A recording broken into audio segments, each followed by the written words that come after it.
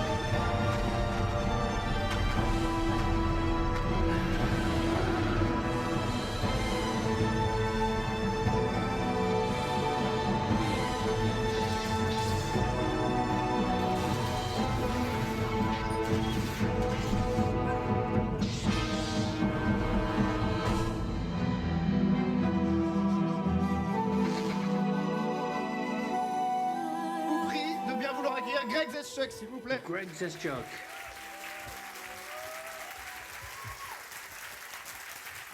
Thank you. Bonsoir. Bonsoir. Donc, hello. Greg. So, Greg. Viens avec moi, on va se mettre là. Donc, we're going to sit down. So, Greg's French is not his on a essayé best de faire asset. des petits cours en accéléré, mais so, we're going to try and give him some quick lessons here. But anyway, it's good to put his little earpiece in here so he can have the translation. Donc, Greg, on est très so, Greg, we're thrilled to have you. We're thrilled to have you here tonight. Greg is here for us, for you tonight. So, I hope we're going to have a great evening. How are you doing? I am very well, thank you. D'accord. Je suis très bien. Je suis très bien. Je ne suis pas malade. Vous êtes super malade, it works. Non, non. Très bien. Ok. On va commencer comme so we're going to begin like all the masterclasses with a look back at when you were young, your first steps, and as usual, you went along with it. You showed us some wonderful little pictures of you when you were a kid. Alors, question toute bête. Parle-nous un peu de ta jeunesse. Stupid question. Tell us about you. What sort of a kid were you? I was probably a bit irreverent, difficult kid. I have very great fashion sense. Like, look at that tie. Yeah. That is the best picture imaginable of me. I liked making things, like even as a kid, like doing things, and definitely playing, I think fishing. I'm not sure there's any fishing pictures in here. That's something I still do. But I was a kid. I liked playing games. I think back then, we'll probably talk a bit about my first video game experience because that was when my obsession truly began. That was very obsessive. A priori, donc, so apparently, your first game, if I'm not mistaken, was Pong. Classic, okay.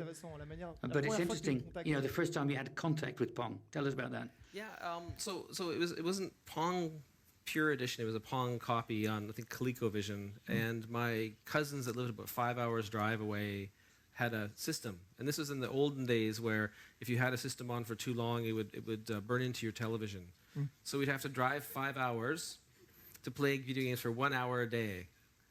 And so we did this once, and then next weekend I said, "Hey, are we going to visit my cousins this weekend?" They said, I was probably about 8 years old, I think, and they said, "You want to drive like all the way up and play that game, don't you?" He goes, "Yes, I'll every weekend. Let's go do that." And so I think we eventually, before too long, we got our own, so we didn't have to drive that distance. But that was even right from that simple game. I was just captured by it. Tu deviens donc ensuite un so passionné de after jeux that, vidéo, et je crois qu'il y a aussi le jeu you're de rôle fascinated qui by video games and role play as well. Yeah, well, I think we were, you know, the other thing, it's interesting, so another good example was in Canada. I'm from Edmonton. Summer is beautiful. It's, 25 Celsius. It's every single day. But you're off school, so you can do whatever you want. What I would do with my friends, we'd sit in my basement. First, before there were computers, we would make dungeons. We'd take graph paper and make dungeons and look at. We were big Dungeons and Dragons players, but we'd spend all summer building these giant cities and writing up, descriptions. And my parents were just pulling their hair out saying, "Get out, go outside. It's nice for like 2 weeks." But we would make these huge. I still have these maps that we made. It's ridiculous. Then as I got older, we actually learned to program, some very basic rudimentary program. Played hockey. In Canada, you have to play hockey. It's a national requirement. But then we started programming, same thing. We would make these little simple games in BASIC on the Apple II, and that's where I really started seeing that you could actually create things. Tu vas faire ensuite des études médicales. So afterwards you studied medicine at Edmonton, et c'est là que tu vas rencontrer and that's where you met Ray Musica and Augustin Yip, who became your associates, your partners. Can you tell us about these student years? I mean, were you working hard, or was it playing RPGs in the evening? Was I working hard? That's a bit. I think we worked fairly hard and took studies fairly seriously, but also, certainly with Ray and Og, as we called him, we'd play a lot. There was this arcade at the medical building, and we'd be in there all the time playing foosball, but also playing the arcade games and dreaming big about making games of our own. And I think it's funny too, because during finals you would get all this free time. I would tend to play games every day of the study session until the last day, then study really hard the day before. And then I think, I'm trying to remember, Pool of Radiance I finished that way, Wasteland I finished. These are old games, but I'm fairly old, so I played these, I'd finish these, that would be my best playtime. I'd finish all these old games, and it was actually the game Dungeon Master on Amiga that got me really, really hooked. I'd stopped playing games for a year or two, then went to my medical friend's house, just right when I was finishing school, and he was just like, "Look at this," and I was like, and then I was back in the games, and it was all downhill. So you then went out to work. Once you qualified, you started working for the University of Alberta, is that right? And you developed simulations, right? Or games, I suppose, in a way, or things with great names. You're going to tell us about it better. Acid-based physiology simulator or gastroenterological patient simulator. Can you tell us about these first projects? Because these are the first kids of BioWare. Yeah, and I think, to be fair, I was clearly a marketing genius even at that time. Like the gastroenterology patient simulator. Whew. It was actually it was while we were finishing our med school in the last year, this sort of internship year, where you're sort of working in the wards, and we actually said, well, let's start making. We had some time, so let's start making these effectively like little games. One of them was almost like a point-and-click adventure to determine what disease the patient had, and we kind of built these things, and we did that right up to the finish. And when I finished medical school, I actually had signed up to go into computer engineering the next year. So I did my training. I was a little year late, but I did my training so I qualified so I could work as a doctor. My plan was to work as a doctor on summer holiday and then go back to school in computer engineering. And that was the year we started BioWare. Like I said, oh, I'm not going back to school now. If we've got this computer company we already started. So it was interesting because I went right. I was going to go right back into academics, but managed with Ray and Og start BioWare. So we're going to start talking about BioWare. In 1995, you founded officially BioWare. And what I'm worried about, 3 young doctors, newly qualified, who've got a career path ahead of them, they say, now we're going to go into video games. Yeah, I know. Certainly our parents were confused, but mine thought it was a phase. They were like, oh, you'll get over this and you'll be smart and go back into medicine. You don't do the silly video game stuff. And I tended to have things I would do very passionately for a short period of time and learn and do, and then I'd switch. So it's funny, in my medical school interview, the choice was, they said, well, if you don't become a doctor, what would you become? I said, oh, professional snowboarder. And they're like, and I said, well, I had I was snowboarding in the 80s, so I actually had 2 sponsorships. Like I could have taken to go do.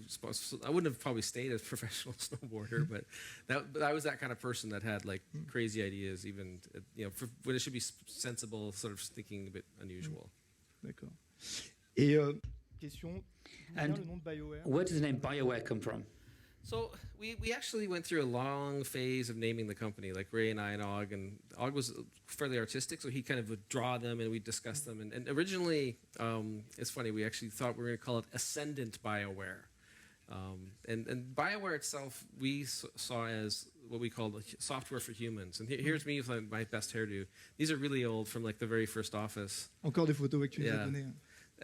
But the BioWare really meant, we kind of thought it as software for humans, like computer things for people. And in that concept, we decided to sort of, games were the thing we thought would have the most exciting impact for people. Donc, vous commencez par monter une So you started with a demo, but like MechWarrior, a prototype which became still, but at the time you had this demo, you offered it to 10 editors, 7 were interested, right? Yeah, no, it was actually quite an amazing experience. We had, and these were, if you remember the old gaming business, these were some names like Spectrum Holobyte, Microprose, Surtech, like these were. And almost none of them are around anymore. The only 2, I think, Virgin was another one. The only 2 that still exist were EA and Activision. And funny enough, EA, Activision, I can't remember the third one. I think Mindscape were the 3 that didn't accept it. But it ended up being Interplay. So Interplay was back then quite a big name, and so we published the Shadow Steel game with them. That was a great experience because we learned so much about the industry from those people. Et how did you take the fact that Interplay? I mean, Interplay was a massive player at the time. Were you surprised? Did you believe it? I mean, what was it like? It was like a dream come true. Like it was amazing. It's like, it was funny because Brian Fargo, the owner of Interplay, was away, but we got to have the meeting in his office, and so we're sitting there with this guy named Phil Adam, still a very good friend of ours. And that we're having, it's a classic Hollywood things, like we're kids with stars in our eyes coming from the countryside, sort of showing up in Southern California, like, hey, they put us up in a hotel, it's amazing, look there's the ocean, and now we talk about video games. And so we actually, it was really, really good. And I think Interplay they were a very, very good company to deal with. And so, and they obviously wanted things to their advantage from negotiating and everything else, but I think they were very, very fair and very good, and we learned. I mean, I still have a number of very good friends from that group. They were successful then for the reason they were very, very good people. So we're going to see a little TV report that Greg gave me, so you can see what this was like. In 1996, if I'm right, and so you're really in there. So BioWare with Ray and Greg. These aren't small fries. Like Interplay is actually very large in the multiple games per year, and that's pretty rare to be in that size. And to be interested in a small group of geeks from Edmonton is pretty big a rarity as far as we're concerned. We've gathered quite a bevy of geeks, and our geeks can take any other company's geeks, no question.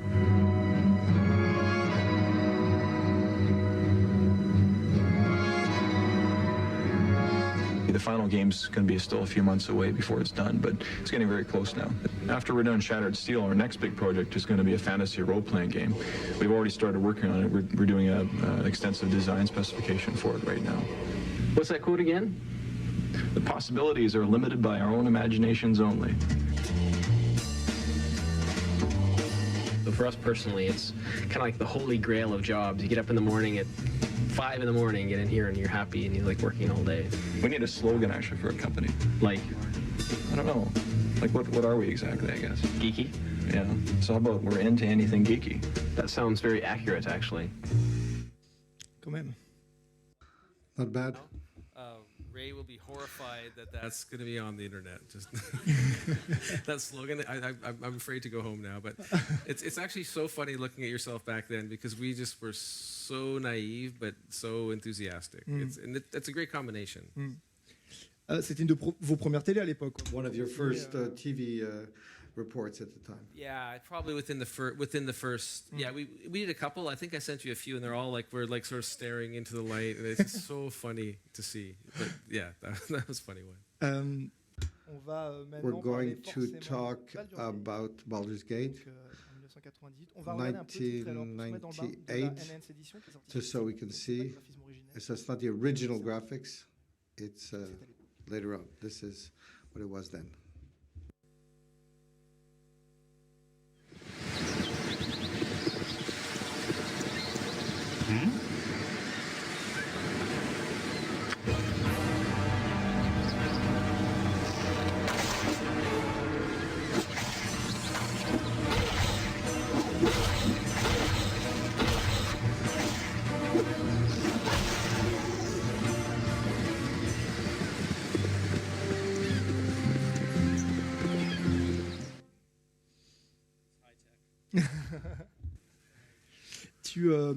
You then, at the time, the beginning of the development of Baldur's Gate, you're working on other stuff and another prototype, but Baldur's Gate shouldn't be.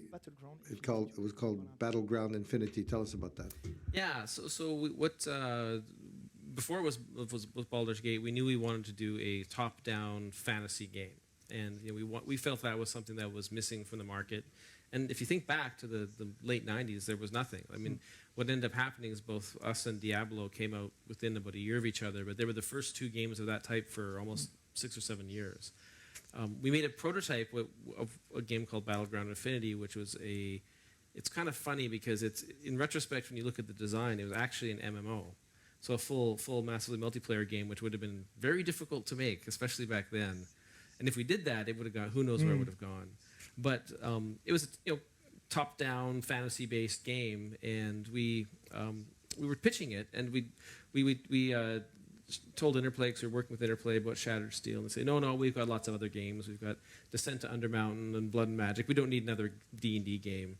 And it turned out we were in Southern California. The Virgin office was literally across the street. You could sit in the Interplay's parking lot and throw rocks at Virgin and each other. And so they heard we were at Virgin, and they said, "Oh, well, just Fergus Urquhart from at the time Black Isle and Obsidian. He was working with us. He said, "Why don't you just let me show me what you've got?" And so he saw the demo, and he immediately realized this is something that's for the market and for the D&D license was perfect. And within a week or two, we agreed to switch it.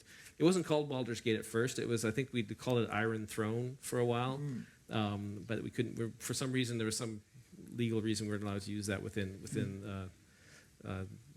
It's funny. You maybe laugh at Game of Thrones, but we would have predated that by years. This was ancient times, but the Iron Throne was, I think, another world within D&D sub-genres. It was kind of complicated, but yeah, we came up with Baldur's Gate, and there it is. Et en fait, Greg nous a rapporté. In fact, Greg brought us a fantastic gift, the original proto of Battleground Infinity.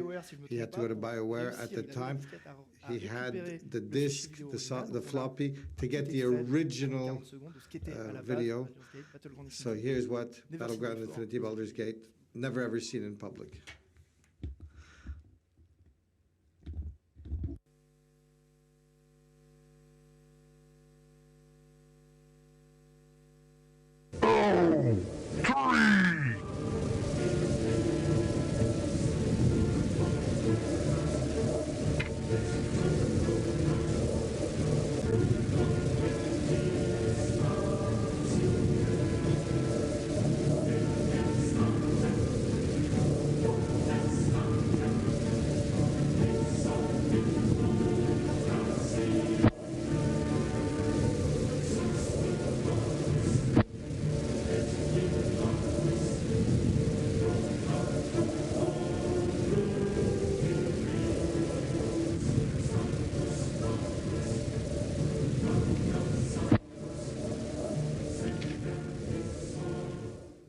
Ce visage, je sais pas si on peut le remettre. That face Ce visage me dit vaguement quelque chose.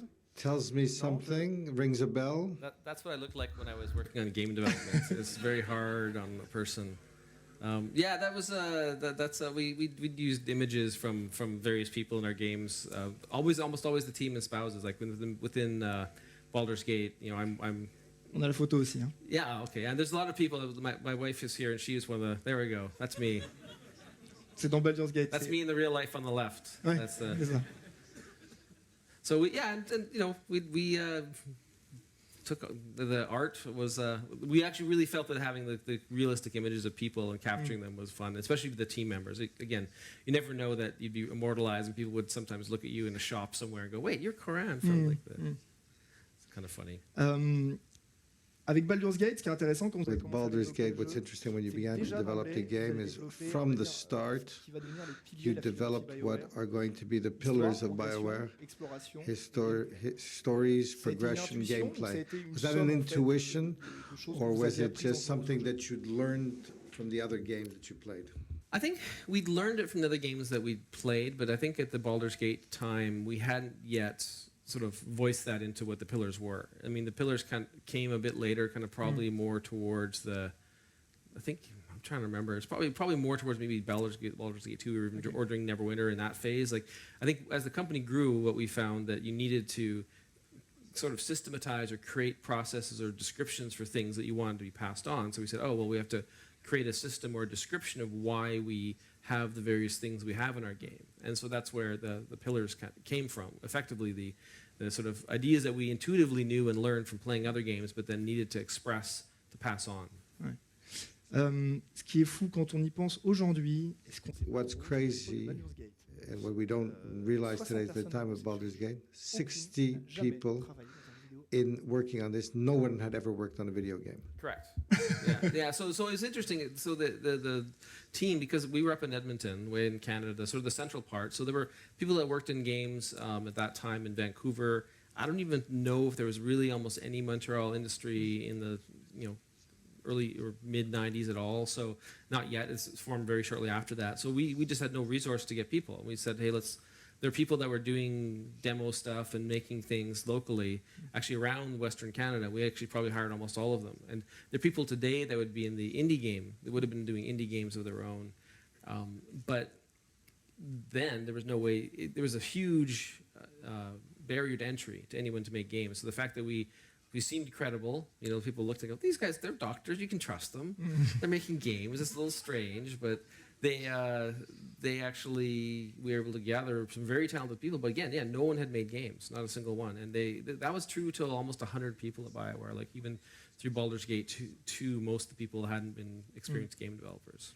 Mais du coup, comment se passait So how did you hire people? How did you decide? What were the interviews like, saying this guy could be a programmer, this guy's a good artistic force? What did you do? So there's funny stories about that one. So if you applied to BioWare in the first 6 months of our existence, you pretty much automatically got hired if you seemed like a good person, or if you had a friend that could vouch for you. So one guy literally showed up with a napkin with a picture of a mech on it, like kind of a scratched out mech picture. And we're like, you're an artist, you're hired.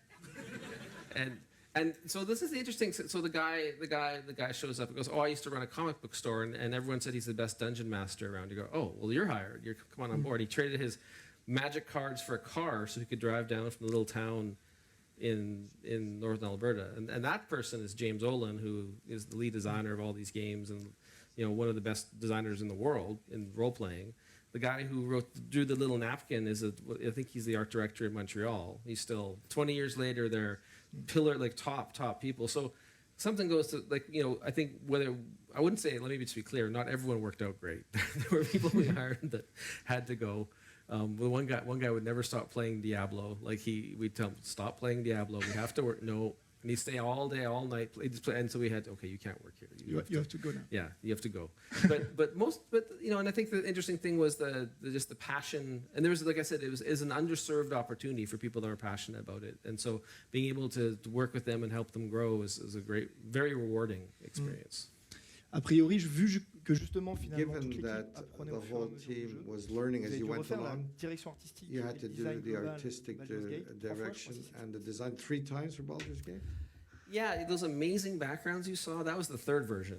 Like the first two versions were, and it's interesting. Like you learned basic things. Like one thing was we never really did scale testing. So you put a character on it. Oh, it looks good. And then the guy drew the grass, and the grass was as tall as the character. And we're like, oh, did you do all the backgrounds? Yeah, all 400. Well, we have to start again and make the grass smaller. And I remember that meeting. It's really funny. Like, yeah, we should probably check that before we do that. And so these are the lessons you learn from game development, like things like being a little more methodical. But yeah, and I think it was very figure it out as you go. But the environment allowed for it. Like there was no expectation for the game. Like this is the thing that's interesting about Baldur's Gate as well. It's not like our subsequent releases where everyone was anticipating, waiting for it. It was kind of a small game. The Interplay didn't do very much marketing of it. They released it. And there were no charts then. You didn't know, like, oh, how are we doing on NPD? It's like you released it, and then, but 2 months later, we got a phone call from Brian Fargo saying, hey, that Baldur's Gate's selling pretty good. And they go, oh, good. We'll do another one? He goes, yeah, I'll do another one. And then, like, no joke. Like, this was the phone call.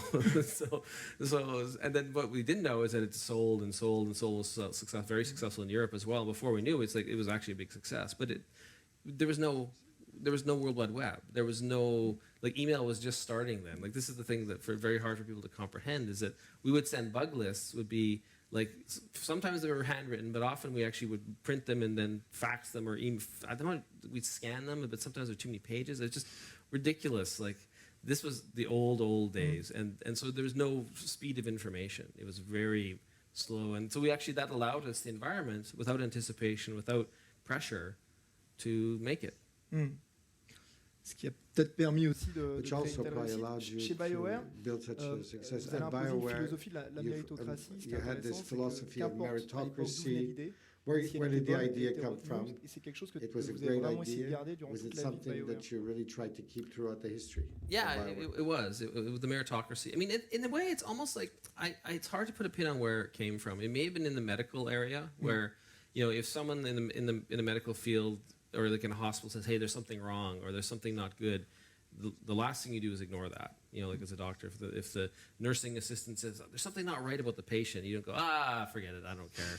That's the wrong way to be. And I think there's that piece. I think that we applied to BioWare. The other piece was just the realization that every single part of the game has to be good. Every single part of the studio has to be good, and that if you don't allow everyone to have input or have influence and don't allow them to all feel especially like they're part of it, it hurts the product. And we never really, like, Ray and I were a little different in the sense that, like, we wouldn't sit up here saying, oh, we're the best game designers in the world. In fact, there's many better ones at BioWare that worked for us. But what we tried to do is bring the best out in all of them to help them be successful. And therefore, we saw is that everyone could have a great idea. You had to be thoughtful and understand the whole process to make the final decision on whether it would go in or out. But it's something that anyone could have. À l'époque du At the développement time of the development of Baldur's Gate, Ray and you continue, if I remember correctly, to practice as et c'est à ce doctors. moment-là que And Augustine, that's le troisième when associé, Augustine, va lui décider d'arrêter BioWare the third et continuer partner, son métier de médecin. Comment est decides to vécu leave ce BioWare and go chamboulement? back to being a doctor. How is that? What's the experience there? What's the feeling there?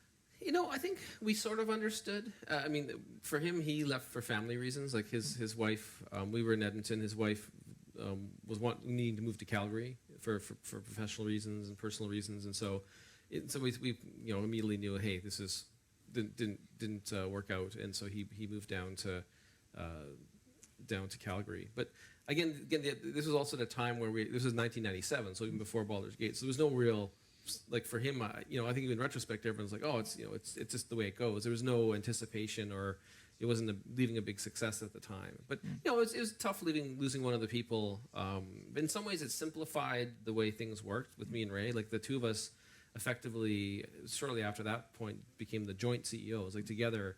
Because there's two of us, that's kind of manageable to run the company. We literally ran the company together like that for over a decade, like together running it, which is interesting. That's an interesting job to do. It's like being married. I always joke that I spent more time with Ray than my wife in that time period, which is probably true. But on va parler de Baldur's Gate 2. Baldur's Gate 2. Comme tu sous-entendais tout à l'heure, il faut quand même se rappeler qu'à l'époque du développement de Baldur's Gate 1 mentioning yesterday that at the time of Baldur's Gate 1 and 2 there was no internet. Par courrier, donc it was done à l'époque déjà pourtant BioWare faisait très attention à la communauté, à l'échange avec la communauté, et comment à l'époque vous faisiez pour échanger justement avec la communauté. So what did you do at the time with the gaming and to communicate? So the community stuff. I mean, there was the beginnings of the internet. So there was something called the Usenet, which was Usenet was the very early. They kind of had these text message boards, and they were. I don't think they were moderated. I don't know how. Like they just you could do whatever you wanted on these things, and you have like comp.games.rpg.bg2, and we'd go on these and post messages. So this was very early. Like we started a little bit in the Shattered Steel, a little bit more in Baldur's Gate, but by Baldur's Gate 2 quite a bit. And I think at that point we also thought, hey, we have to build our own community, which ended up getting built for Neverwinter. But yeah, we would literally go on and like email back and forth. I mean, there's lots of Usenet chains you could probably still find of particularly Ray a lot with the Baldur's Gate stuff, because he was almost the primary focus for him. And then with Baldur's Gate 2, both of us ended up producing the end of it. Baldur's Gate 1, Ray was he was the workhorse on the Usenet. So it was interesting because I think it was also very early in the whole online experience. So people would marvel at the fact we would show up and say anything. And so that was very different than today, where there's the expectation that you're responding versus just, wow, you actually are in the thread where we're talking about you. Sur Baldur's Gate 2, vous développez pour la première fois sur un jeu BioWare un système de romance. Déjà un système de romance. A sort of novel system, a narrative system. Comment vous est venue l'idée? And romance. Est-ce que c'était compliqué à mettre Where did the idea come from? There's a little bit in BG1. I think it's one of those weird things that we said that for whatever reason the relationships seem to work in Baldur's Gate. There's some beginnings of relationships and there's some interaction, but Baldur's Gate 2 was definitely where we took it and went, this is a key feature. So it was just, again, listening to the fans, talking to them, hearing what they actually liked, and learning that actually not just playing the game but having relationships among the characters was actually really rewarding. And it was something that I think our writers, like BioWare is a little bit different company than most in that we actually have on-staff writers. Like if you go to a lot of video game companies, they don't actually have any on-staff writers. What they do is they have designers that'll design some kind of rough story, then they'll contract a writer to say, oh, quick, write something to fit this, and then in 2 months they'll write it. And it doesn't hold together well. It doesn't work as well. But we'd have writers right from the start, and so we discovered that you would actually also write the characters. They said full-time writing. They'd write the world, they'd write the background, but they write the characters. The characters all have a backstory, loves, hates, and interactions possible. And it just became very natural. Like after Baldur's Gate 1, because we heard the fans, they're like, oh, romance, put it in. And then as from obviously it's been a big part of all our games since. It's been something that's kind of defined part of the gaming experience. Baldur's Gate 2 proposait aussi de conserver son personnage. Baldur's Gate 2 also said that you can keep your character from the first version. Et du coup, ça a dû être aussi which meant that that was a pretty difficult technical challenge. Yeah, I don't think we actually planned it. That was the thing. Was like, wait, we should have kept it. Well, we probably did, but didn't fully plan it out. But the idea was there was one of the because we had effectively the trilogy and then the expansion, or a couple expansions, but the final expansion was kind of like the expansion was effectively the third part of a trilogy, and you really finished the story. Then we thought, it's really important to have, that continuity again, because people, when you make this character and you have these relationships, you become much more attached to them. It's not just, if I play an action game, I don't really care about the guy shooting the other people because I don't even know who he is. He's faceless. But you actually have an identity to the character you build. And so keeping that became very important.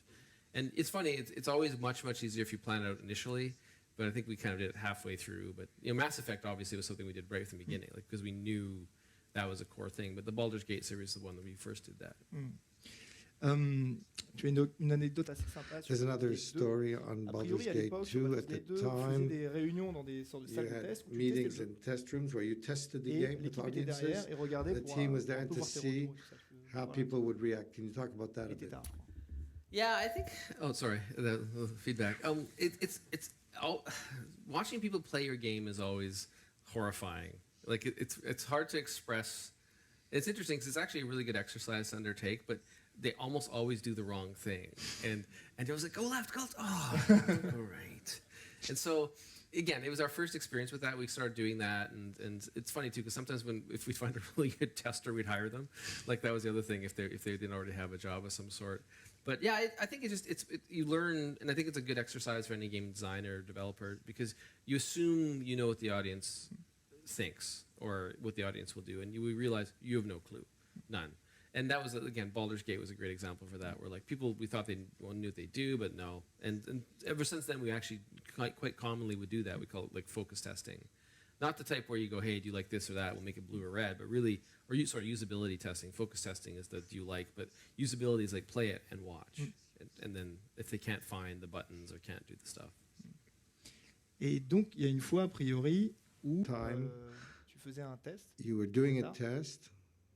Et il s'est passé quelque chose. And something happened. En train de jouer, d'un seul coup, l'équipe derrière de développement n'a pas compris ce qui se passait. And the development team is not understanding what's happening. You told me about the story, but they didn't get it. No, I totally forget. You fall asleep while you were playing. Oh no, that was me testing. Yeah. I said oh my yeah, test. yeah. Okay. Oh sorry, no, I got this. Yeah. Well, that's a whole different mess. No, I think that was actually it's an MDK2 days. It wasn't Baldur's Gate, it was MDK2, but yeah, the gist of it is don't play games like till 5 in the morning when you're testing, because I was testing. I was playing MDK2, and we were running, like everyone's like looking. The team would play, so every night we would play, and we'd all see what we built. And then I was like, that's strange. Greg is checking that wall seam. He can bumping and bumping and bumping. Very unusual. And they look, and I'm sound asleep on the controller. and so it's interesting because during one's career, like that was the point for us where we kind of realized that you don't take the active developing to the extreme where you're doing it almost 20 hours a day. That was I would say, a darker day on our sort of work-life balance career. And I think back then, you were young and you could do that, but then you realize before too long it's not good for you. So kids, don't play games at 5 in the morning. Go to sleep. On va parler de MDK2. Talk about MDK2. Après Baldur's Gate, c'est un projet qui est vraiment surprenant. It's really a surprising project. Les jeux développés par BioWare, qui est complètement à part. Donc c'est la suite d'un jeu de Shiny. Parle-nous MDK2. Talk about MDK2. Why? Completely silly. It's completely silly. We had 2 teams, and one team wanted to make funny things. That was actually when I was actually quite involved in MDK2, and Interplay made the first MDK made by Shiny, and Interplay published it, and they didn't want to do a sequel. And we were talking about doing a sequel to Shattered Steel, and they said, oh, you can do MDK2. And we just said, yeah, sure, we'll do it. Like we kind of asked everyone, said, okay. And it was funny because this was a development where it was probably 2.5 years in development, like long, like we tend to. But the funny thing about this one is it was 2 years of trying just to figure out what on earth we're going to do. And then we literally made the game in half a year. And it's still a good game. It's quite fun. It's very, very, very difficult. So my favorite quote I was reading one of the online magazines, and they described the game as difficult, but not MDK2 difficult. And I'm like, yeah, we succeeded. But it was a very strange game. But I think for us, we always like to try different things. Like we as BioWare, we are very equated to sort of the classic RPG. But we actually did a couple of Facebook games. We didn't publish them under our own name. So there's actually a couple but they weren't BioWare games. But there's a couple funny Facebook games out there that we did just to try. And we did the Sonic RPG on DS. Like crazy. I mean, these are crazy things, but if you just get stuck into doing the same thing over again, it gets very boring. And I mean, so the MDK2 is very interesting because much of this team is the team that became the Mass Effect team and Star Wars. Knights of the Old Republic first demo was the MDK2 engine. So we showed it at E3 using this engine. It wasn't the real engine. It was this one. And then the people, the leadership, Casey, David, like the people who ran Mass Effect were from this team. So it's nice to take this challenge on, and their work on this made us believe that they could take up something like Star Wars, Knights of the Old Republic, and actually do it. C'est aussi votre premier jeu sur console. So it's your first console game too, right? Yeah, it was interesting. It was a Dreamcast game, and what we learned is that it was difficult to work on Dreamcast when your manuals come in all Japanese, and you're like, and so this was one of those of you that heard or worked in that time. Like quite commonly, the original like PlayStation and Dreamcast, like they were really hard to work on because you didn't have the manuals. You had to try and figure it out. But it was really fun. Like I think for BioWare again, it was fun to try. The technical people really liked the challenge. And as a console maker, it's funny for us because it's still, I know on a personal level, still a very soft spot for PC. But from this point, that was kind of our first step down the console path, which we much to the fans' ire sometimes went very far down in future games. MDK2, c'est aussi le dernier jeu. MDK2 is the last one that was edited by Interplay. On a une personne qui a voulu te there's somebody who wanted to say hello. Somebody that you probably recognize. It's a video, it's not here. Surprise.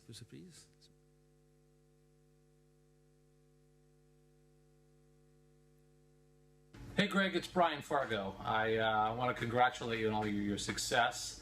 If you'll remember, I started working with you back in 1996, I think it was, with Shattered Steel. And then, of course, you guys did MDK2, which is one of my favorites. And of course, there was Baldur's Gate, which really put you guys on the map and took you off to just an amazing success with as kind of the top role-playing game creators. So super proud of all your accomplishments. I don't have any particular question for you, but I'm hoping the audience gives you some really difficult ones. All I'd like is a couple of cases of beer now that you're in the beer business. So anyway, congrats again. Have a great time at the show, and hopefully I'll see you soon. Bye. Fabulous. Donc, quels sont toi tes souvenirs de Brian Fargo? So, what do you remember about Brian Fargo? Because he was an important person in the world of video games. He was huge. No, it was one of those people that, like, that's the thing. When we first went there, he was away, and we were so excited to meet Brian. We're like, but we got to know him a fair bit later afterward, and Brian was really interesting. I mean, if anything, the fact he's still in the business and doing really cool stuff, like he's pushing the envelope on the games he's doing. Like I can't wait for the Wasteland game. I'm so excited about that. But he was really, really into the games. So a lot of the times you would find people that ran companies, they did really care. I hate to say it. I've been fortunate enough to generally work with people that did care, but there's people out there that they're more about the balance sheet than the gameplay. But Brian would send us notes and lists of stuff. And goes, hey, this is confusing here. And it was great. It was wonderful working with him. I didn't really think we realized in many ways how lucky we were to have someone like him backing it. And it was interesting because we had lots of chats about. One of the chats we had with Brian that was very interesting. It still is a great, thoughtful question was. With Baldur's Gate 2, so big. It was about 180 hours of gameplay. If you did everything, it was immense. Brian had said, well, what about if you broke into 2? And we're like, oh, you can't do that. You can't. In retrospect, you go, he probably was onto something there. But but he also said it from a person who's actually played it. So that was actually one of the great things about working with someone like Brian. That's why he's still making games. He's been doing it even longer than us, and he's making some great stuff. Par contre, je te laisse te débrouiller pour les caisses de bière. So for the beer, you have to sort that out yourself, okay? Yeah, I'll it's complicated with customs and things, but we'll figure it out. On va parler maintenant de Neverwinter Nights. Neverwinter Nights, 2002, a quick video of the gameplay at the time, and this is the real gameplay. C'est pas remaster. It's not remastered.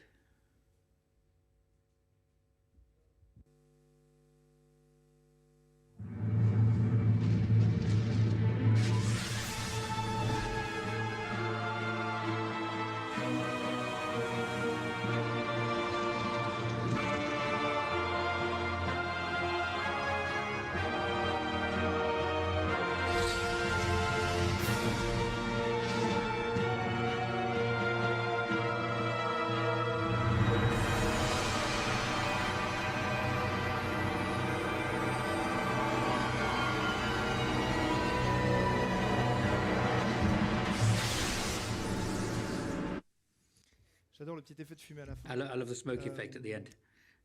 Alors, some of our best work. Ce qui est intéressant, c'est qu'encore une fois, alors que vous êtes encore en train de travailler sur Baldur's Gate 2, you're working on Baldur's Gate 2, and you're at the beginning Neverwinter Nights. C'est un jeu, quand on y repense It's avec a le game. recul, When you look back at it, folle. it's a crazy ambition. Can you tell us about this? When you were developing the game, did you realize, what it was going to become? I think at that point, and I agree. I mean, Neverwinter in retrospect was very, very ambitious, but I think we sort of knew what we were going to do. Like I think unlike maybe earlier games with Battleground Infinity as an example, we had no clue. But with Neverwinter, we kind of knew what we were going to do. We probably didn't understand the full implication because we can get to, but there's some interesting stuff about what we actually ended up doing. Yeah, and it was very much right from the beginning. We really wanted to capture the full experience of like the concept of Dungeons and Dragons, not just like the gameplay, but the concept of building, telling a story, the concept of playing it, the concept of having a dungeon master. So it was very specific. I think we had some little.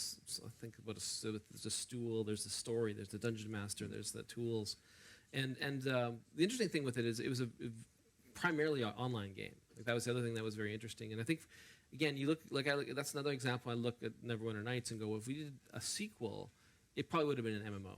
And in some ways, that was our experience doing that made us comfortable attempting an MMO. But it was very much kind of halfway to that level. And finally, the other piece was, I kind of wish we kept on doing that because obviously the tools and having done the tools like that, it would have been really interesting to sort of see future generations of these creation tools because they were very easy to use and people made thousands of modules. And we actually were even selling them online at one point. Like we actually would make them and sell them. It had a little digital marketplace. So stuff that was kind of ahead of its time, but still gave us lots of great information and knowledge that we could later apply later. Parce que ce qui est intéressant, what's interesting, c'est que sur Neverwinter Nights, le jeu proposait if you look at Winter Nights, Neverwinter Nights, qui permettait de créer ses propres donjons. Yeah, I mean, you could create your own dungeons. I mean, you could really be a game master. It was a system that worked well. You've got millions of modules and things and cards. Were you expecting such success from the community when you were creating these tools? We were hoping for it. Yeah, I think, I don't think that's maybe one of the implications we didn't understand is how big that could be, how huge that could have really became. And I mean, it's interesting because even now, like in the last, there was a way you could actually create a persistent online world. Like we actually created an ability for persistence, and people actually ran their own Neverwinter Nights servers permanently and had people come visit. So it's one of those things that we didn't really realize what we'd done until we did it, and then we actually had the full impact. Though we kind of hoped we would get there, it really exceeded, I think, what our visions. Ça a été un développement assez compliqué. The development was pretty complicated. It lasted 5 years to develop. So it was Interplay to Infogrames, right? Can you tell us about this? Yeah. So not only was the development difficult, because they're technically exceptionally difficult, and lots of little pieces. They had the tool set was built by one group, and the game was built by another, but they had to work intimately. The Dungeon Master tools were made actually by the guy who now runs Dragon Age, a guy named Mark Darrow. He wrote most of the tools, like very near, for the Dungeon Master, very near the end. He said, "Hey, quick, we get these done," and so he kind of jumped in and did that. So you had all this complication on the development, but then we had a situation on the business side where Interplay actually ran into difficulties. So as you may recall, as you may be aware, Interplay no longer exists, and it kind of happened during the course of Neverwinter. So they were publishing the game, and BioWare was largely funding it. So we actually had made enough money from Baldur's Gate, so we were able to kind of weather the storm and get the game to the end point. And then we worked with Infogram, Interplay, and us to sort of broker deals to transfer things over to them, because Infogram again also had the D&D license. So there's other complicated groups in there with Hasbro and Wizards of the Coast. I think, Wizards of the Coast by the end of it. So it just a lot of and I think it's like game development. Like if it's not complicated, it's not game development. Like it's got to be really, really difficult. So if you're having difficulty on the technology, just layer in a whole level of business complication. And it was complicated. Like it was very difficult, but again, everyone was motivated to try and solve it. So we actually were able to get it done. Again, great partners helping make it happen. And so rather than continuing following up Neverwinter Nights, which went to Obsidian, you went on to a new challenge, Star Wars Knights of the Old Republic. And I think that some of you might remember this, which is a very important game. We're going to see a little trailer.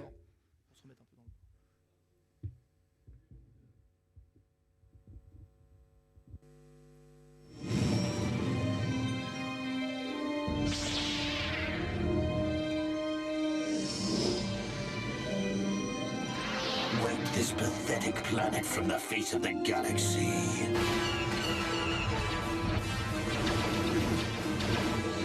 The Force fights with me. Get on those gun turrets.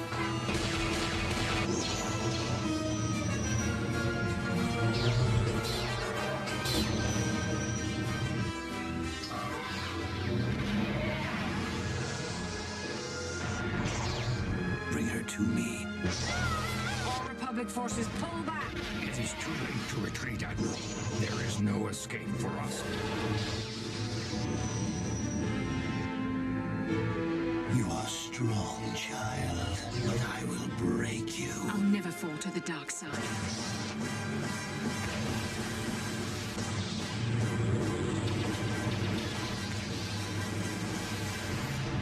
This is but a taste of the dark side.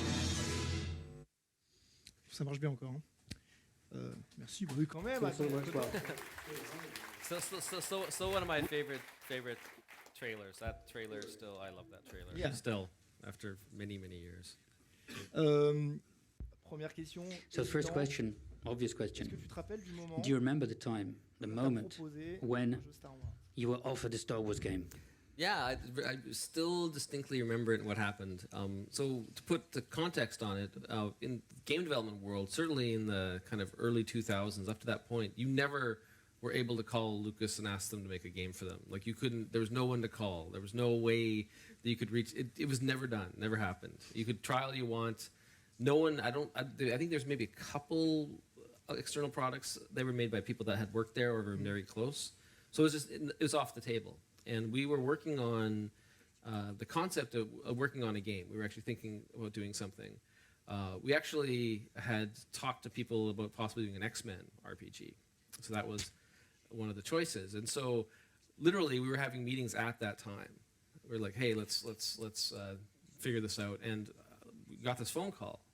And this guy named Simon Jeffrey from LucasArts calls. At the time he was the director of development. He later became the president. He's like, asked me and Ray, says, would you be interested in perhaps working on a Star Wars RPG? And so you know, it's like this kind of like funny leading question in the sense that he doesn't want to impose because of course he's English, and we're sitting there like mortified, like I still remember it. And then yes we would. And then we finished talking to him, and Ray and I are like, oh my God, what just happened? And then and we literally the next day we're having one of these sort of what game are we going to make meetings, and we'd go to the whiteboard with all the senior staff of the studio, and we write the names down, and then we put Star Wars RPG at the top, and they're like, Star Wars RPG? Like, yeah, we should do a Star Wars RPG. They go, like, no, we'll never be able to get to do a Star Wars.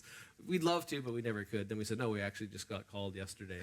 And they're like, everyone's like, oh my goodness. And so it was like, literally, they were like, that's what we're doing. There was no discussion. It was like there was no conversation. And it was just like, we're doing a Star Wars RPG. And so that started what ended up being 10+ year relationship with LucasArts, Lucasfilm, and all the folks there. And so, yeah, it was an amazing opportunity. It was quite something. Est-ce que c'est BioWare qui est venu avec Did BioWare come along with the idea of placer le jeu à l'époque de l'Ancienne République, donc putting the Old Republic, so 4,000 years before the Phantom, or was it something that Lucas wanted at the beginning? It was actually an option that was presented to us. So Simon, we got to talking a lot to Simon, and talked a lot about what we could potentially do together. And he'd shown us there was these comics called Tales of the Jedi that had they're about trade paperbacks, about 4 or 5 of them that had some very rough stories about the prehistory, 5,000 years before the movies. And so we looked at those, and then the option was to do it sometimes during the movies in some way. And our thinking was because the movies, and we'd always kind of heard that it's like, the studios are very particular about movies, and we didn't know Lucasfilm in that time. So we thought, well, if we go disassociated with the movies in the previous time, that would give us a lot of creative flexibility. And also beyond that, it would allow us to create some of the back history of Star Wars, which was a big thrill. And so Simon literally said, hey, which would you prefer? And we said, yeah, we said we'd like to do the Old Republic, because it's a way to kind of have some more creative freedom and create things that might appear later. And he's like, yeah, go for it. And it created an interesting interface of materials, because we had to check if something was a pre-X-Wing, you had to check, okay, is this pre-X-Wing a good pre-X-Wing before you get the real X-Wing? So every single piece of art, every single bit of work went to Lucas during that time.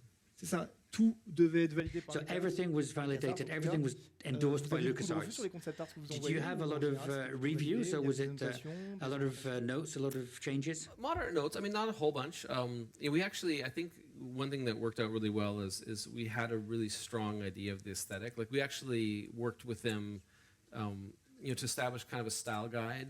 Like it's really, I remember really funny things. It's like you're not going to be wearing like old-fashioned cavemans like lightsabers. No, this is like, so the concept, when we came up with the artistic concept, it was really kind of an earlier version but still high tech, and so that's why it's very reminiscent. And I think when we actually established all those style guidelines with Lucas at the start, provided we would do artwork or do designs based on that style guide, it worked great, and that's what happened. A few reviews of story and other things, but yeah, it was fabulous working with them. It went really, really well. À l'époque, je crois que So at the time, I think you didn't meet George Lucas while you were developing this, no? I think probably not till after. I think it was we'd met him a couple times, actually a few times now afterwards, but not during that game. Star Wars Knights of the Old Republic. So Star Wars Knights of the Old Republic. Écrit pour console. It's a game that was created for console. It was something that you really wanted to do. You wanted something more accessible to the general public after the previous games. Yeah, it's an interesting one. Like, I mean, I think we kind of went back and forth on console and PC a bit. Like, we kind of had trouble deciding, and then we went with, I think, Xbox first. But then the PC version was quite good. Like, I remember I still remember the meeting with me and Ray and Casey and one of the programmers, and the programmer explaining how it was impossible to get it done. And we said, oh, no, we can do this, and just try. And we actually ended up getting it. I think the original one came out probably North America was June, and then the console was June, and then PC was November. So still in the same year. And the thing that was amazing about it, like we actually won probably as many or more awards for the PC version than the console version. So it was just a wonderful sort of. It was almost like simultaneous development. It became that later, but. It was a really, really interesting game to make, because that's when we really started even more cinematic. That's when we started developing this cinematic concept of gameplay, kind of stepping beyond the top down and into the third person. En effet, donc c'est un jeu qui est plus tenu, yes, a game plus dirigiste which que is vos précédentes more créations, directive than your previous ones, Neverwinter and Baldur's. Du coup, tout y est mieux de travailler. Donc, quand est-ce que vous avez senti qu'il fallait peut-être opter pour un resserrement that you had to sort of tighten it up a bit in terms of the design to get something which is more dynamic, more narrative? Well, it was a very active decision. I think because we actually were having conversations within BioWare of should we go more the sort of procedural tools route with fan tools, or should we go more narrative? And we actually literally made the decision to go more narrative. That was a very specific decision, and you see the results actually in Knights of the Old Republic. And it's not that our goal was to make smaller areas or less flexibility, but when the decision came up, you would try and decide, okay, how would it affect story? If it would affect story and narrative negatively, you would try and lean towards the narrative choice. So that was actually probably the most fundamental thing at that time. Est-ce qu'on peut voir une influence dans KOTOR du jeu de rôle japonais? Je crois qu'à l'époque c'était un peu Final Fantasy VII. Japanese games, Final Fantasy VII, things like this. Did it influence you in any way? Yeah, I think it definitely did. I think cinematically it did. I think it's interesting. Like we played a lot of Japanese RPGs. That was one of the sort of passions. But I think what was interesting about them in my mind, especially at the time, is structurally they never changed. Like they became very set in their structure. And so that's why we started trying to do different things. And I definitely like the way the characters were, like the Japanese characters have always been spectacular. I mean, they've been masters at creating these really interesting, dynamic characters. So certainly visually, and then sometimes within the narrative.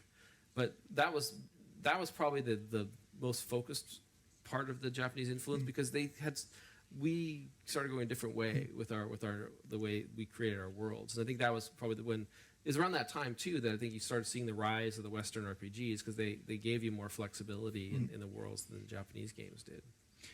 Aujourd'hui, avec le recul, so today, looking back on it, I mean, was the development un développement compliqué? Good? Was it complicated? Vous l'avez développé assez vite en 3 ans, je crois. It wasn't too complicated. It was it wasn't our most complicated development. I think if anything, the console piece was difficult. Like I think In other words, the fact it was, again, there's guys who'd worked on console, but it was a new console for us. It was the Xbox. Was just coming out. The traditional things like fitting into memory. There's a number of things on the console that make it hard to work on that aren't on the PC. And so we're still, even though we've done a little bit of console work, primarily PC developers. And then the other piece was just getting the story right, getting we don't know. You set out to make these games, you don't know if it's going to work. Like there's the twists and there's the story pieces that are very important. You don't know if they're going to work right. And it wasn't until we actually got the game largely done and we discovered when people were playtesting, they played all the time. Like everyone loved playtesting. You'd finish work for the day and they'd be playtesting the game. And you're like, okay, when you have a good game when the people who are working on it actually would want to play it. Because most times when you stare at a game for 8 or 10 hours, like the code, you don't want to play it. You want to just go home and forget about it. But this was one of those games where people really loved to play. Encore une fois, Star Wars Knights of the Old Republic. So once again, Star Wars Knights of the Old Republic was a phenomenal success. So instead of doing the follow, which you gave to Obsidian, you took a very surprising different route. Et qui est un jeu qui est important pour BioWare. On va regarder which is very important for BioWare. Yeah, again, our own world. They would create our own world. And again, it's always really interesting when you do that because you actually develop all these skills that you then apply later. And that's, in some ways, what the biggest thing for Jade Empire for us. The other thing for me personally is I always felt, in many ways, the artistic level of where we reached in the cinematics and some of the storytelling was that's very best in Jade Empire. The gameplay was good. It wasn't quite as tight as we would have wanted it. Like at the end of the day, it didn't quite fit the tightness that we wanted as a game, but it was still incredibly great accomplishment for again very action oriented. We went from being like turn based to full action. I think we have a philosophy of always wanting to do better. That's why I make the could be better comment, but it's just one of those things where you want it to be the best, and I think definitely on the artistic side and on the sort of story stuff was tremendously fun. Another thing about the game too that was interesting is there's a lot of layers of depth that people never knew. Like we actually it's one of those things where you realize it was kind of foolish to put in like this sub-story of the Bun Master being a god, and you could do all these crazy things with him if you did the right 6 things in a row. You're like, oh, don't hide content. Don't hide the great content in your game. So stuff like that. D'accord. On va se regarder un petit trailer. So we're going to have a quick look at a trailer.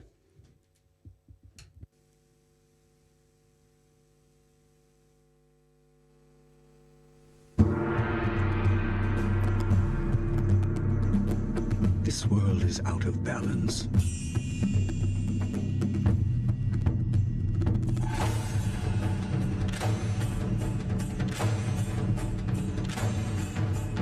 Spirits grow restless.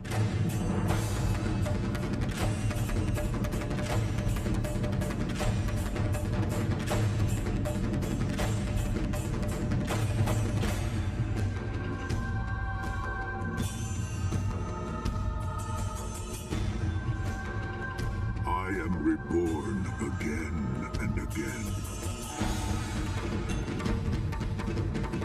I am the will of the Emperor. I am Death's hand.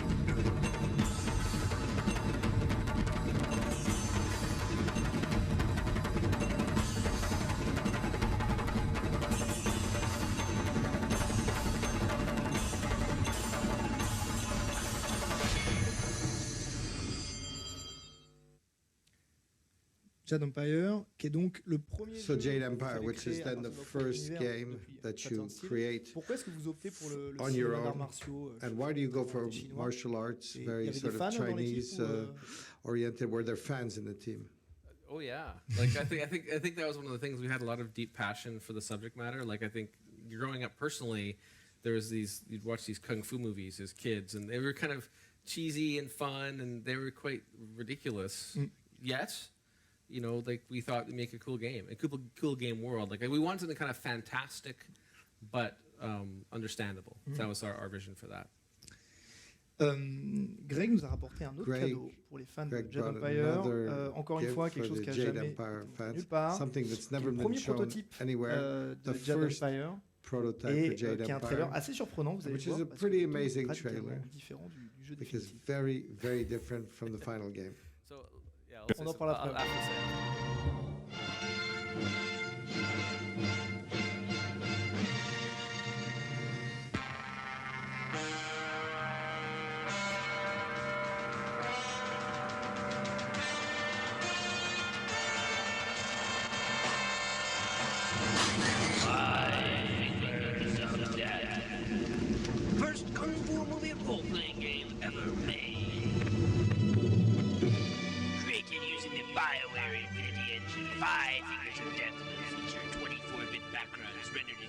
glorious detail.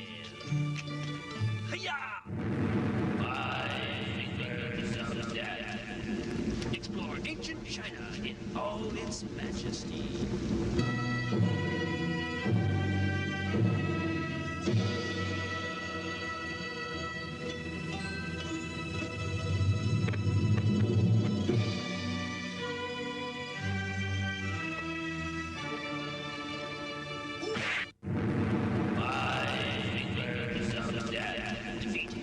Enemies with powerful kung fu techniques.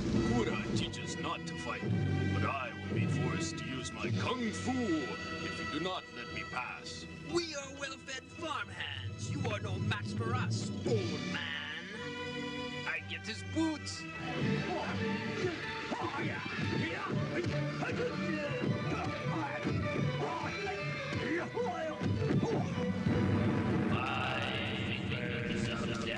Uses existing kung fu movies to tell the story.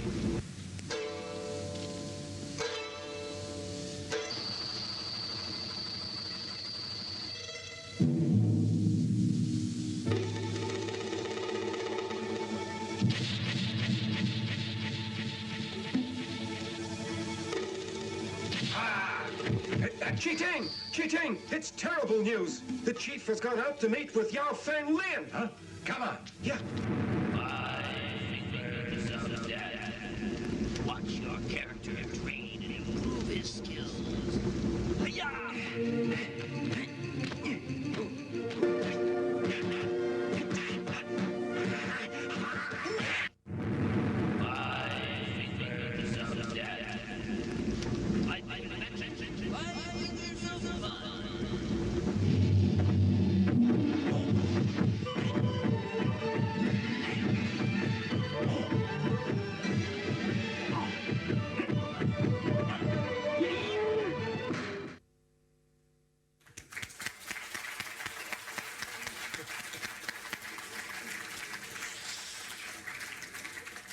So that was some of our finest work. That was, it's funny. So it's a little bit of premise for that. That was actually made during Baldur's Gate 2, I think. So we actually had the idea for Jade Empire for a very long time. I remember I had like one artist, one animator. And so we actually did, okay, let's use the Baldur's Gate engine and make them walk and do some kind of background. So I did almost all the voices for that. The only voice I didn't do was the one guy in the red. Or actually, the guy that says, I get his boots. That was the... But for us, it was like a visualization thing. In some ways, you kind of wish you'd made that movie. And the other thing to clarify is, so for the live footage, what our vision was to take, because live footage already has dubbed voice, we would just dub it again a second time. So you'd be able to use all this video and just make your own story up using existing footage. It'd be quite interesting. It would have been fun to make, but I think we'll put that one in the vault, back in the vault again. But that's only time. Actually, most people in BioWare have never even seen that. That's only about 5-10 people have ever seen that video. So highly embarrassing. Merci pour le cadeau quand même. Non, c'est sympa. Quand vous vous attaquez à Jade Empire, so when you begin Jade Empire, je pense pas que vous ayez été frustré sur Kotor, mais ça a été vraiment une liberté pour vous justement de partir de zéro, de créer votre propre univers, vos propres règles, votre propre direction artistique. C'était un développement heureux. Enfin, je ne veux pas demander si c'est un développement heureux, tu vas dire que c'est compliqué. Mais c'était épanouissant, je veux dire, toute cette phase de création. But it was really something that you enjoyed. Yeah. I think Jade Empire was interesting because I think the team had incredible passion for the game. Like that's one of the things that makes making a game a pleasure, is that it was really, really, really. They loved to make it. It's a lot of sort of inspired by a lot of myth and legend as well, like actual myth and legend of China. So there's quite a bit of historical actual reference, and they're not. I wouldn't say true historical, kind of mythical historical. But the team loved it. Like I think the team was super passionate about it, and it was a real pleasure to do it. Like I think that's the thing. It's one of those developments of, hey, yeah, it's hard, it's complicated, but the team so loved the game, they were just so into it that it was really a lot of fun to work on. Ok, on va passer maintenant à un petit jeu We're now going qui est mineur to look at a minor game dans votre in histoire, your history, la saga Mass Effect. Personnellement, l'un Personally, de mes favoris. one of my favorite peut-être pas mal d'entre vous games, qui pensent Mass ça. Effect On va regarder, avant de parler before de we cette talk saga about mythique, this on va regarder un trailer mythical qui legendary récapitule saga. les trois We'll look at a trailer that looks genres. at all three.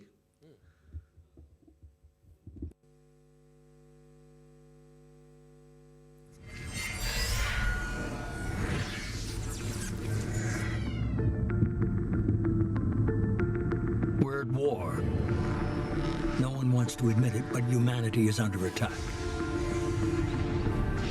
One man, one very specific man, might be all that stands between humanity and the greatest threat of our brief existence.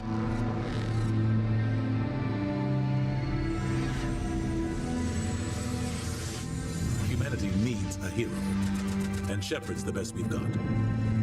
We need to stand together. The Reapers won't stop at Earth. They'll destroy every organic being in the galaxy if we don't find a way to stop them. Don't you understand? You've lost everyone you know and love, everyone you've ever met. You will all die. I will show you true power. No more running and no more waiting. Let's hit them where they live. If we lose Shepard, humanity might well follow. Go out there and give them hell. You were born to do this.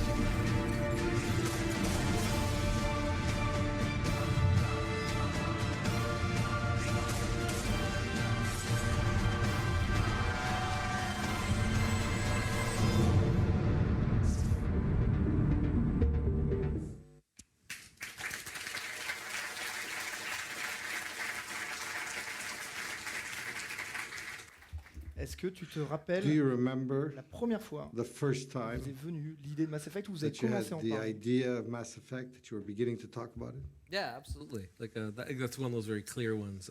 It was actually me, Ray, and Casey, the game director, at a Greek restaurant down the street from BioWare, and we were talking about the next project after this prior one, and so we were chit-chatting, and Casey said he really wanted to do a space opera, like kind of a big, expansive sci-fi story. And we're like, sure, all right, let's. But it was also, but then then you start getting into the details, and we started talking about what it would be. And it's interesting. So one of the things we really wanted to do was make it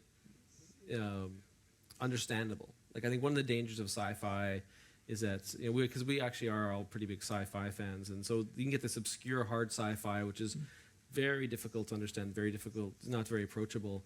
But the big thing, again, it came down to the relationships. Like our focus was to really drive the relationships within the game. But then the other thing I think we talked about in advance was the aesthetic.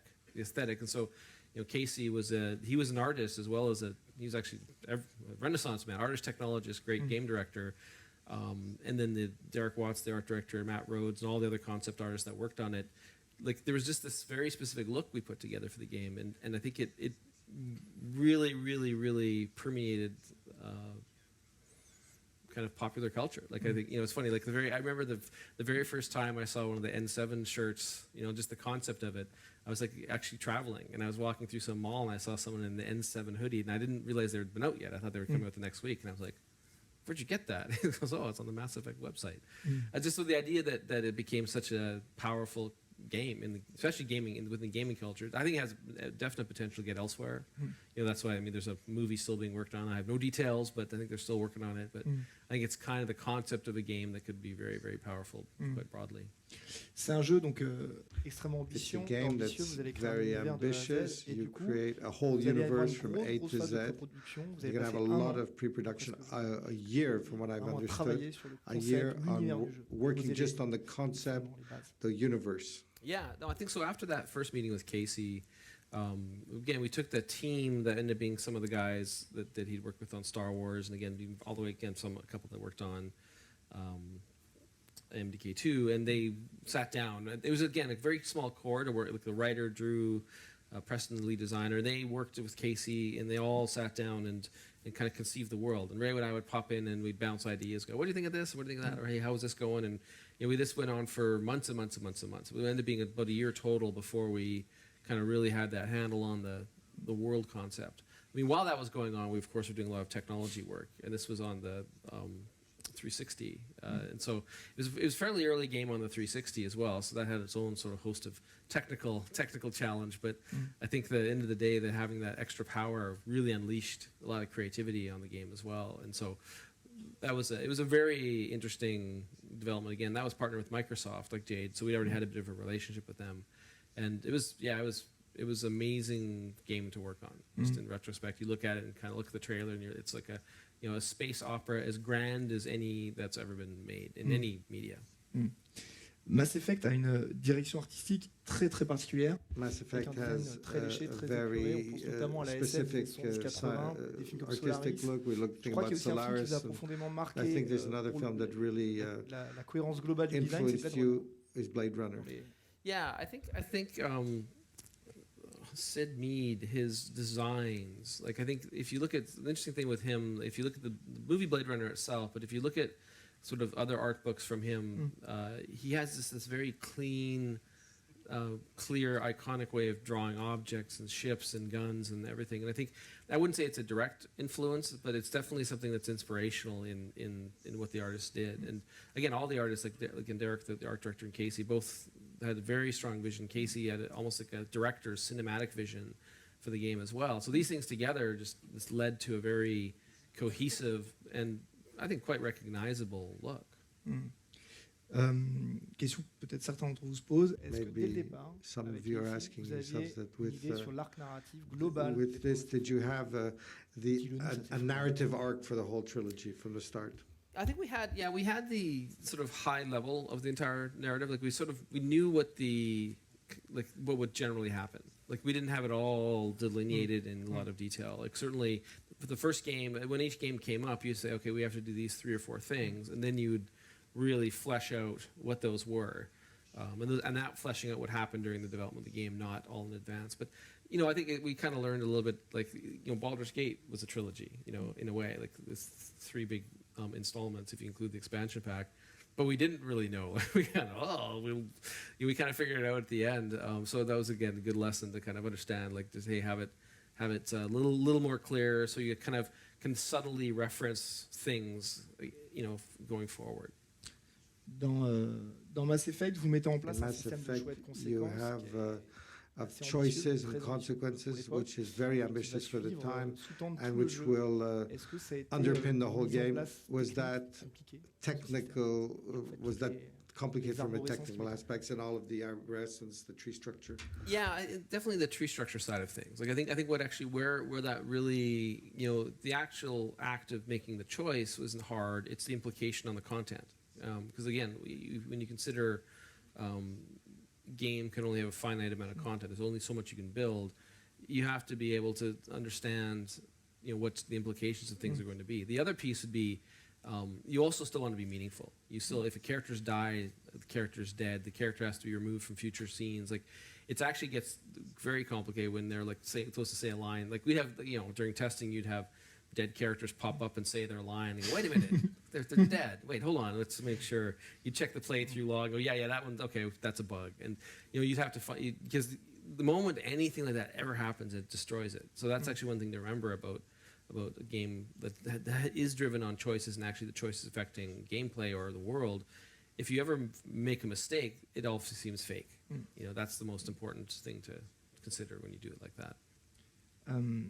Mass Effect a été un jeu, je pense, assez déterminant, car il a permis d'effacer un peu les frontières entre RPG, jeux d'aventure. C'est à la même époque que sort Fallout 3, Star Oblivion. C'est des jeux qui ont permis d'ouvrir un petit peu l'accès à RPG. Est-ce que c'était encore vous une démarche Is that once again something that you were conscious of, that you wanted something accessible to everyone? Yeah, we were very purposeful in trying to make it accessible. Like I think in our minds, like there's a careful balancing act with that. I know some people, there were people that were actually unhappy with some of the streamlined changes we made from Mass 1 to Mass 2, for example. But and I think in general, like we had our reasons for it, and we felt it was just a simple, easier to play, and it didn't detract overly from the depth. Right?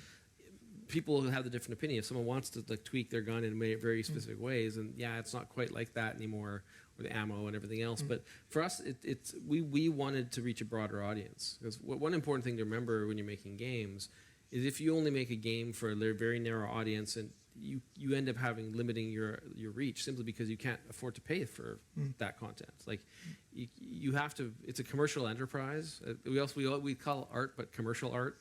So you sometimes do things broaden the appeal or broaden the range, but very important for us never to do so to sort of hurt the game. I think that's actually one of the sort of probably the biggest debates that you can have from a sort of streamlining or dumbing down perspective. It's like, well, it ends up being our decision on what we think is the game at the end, but really feel strongly that we never want to take ever detract from the experience, and that's it's a hardy debate for people for sure.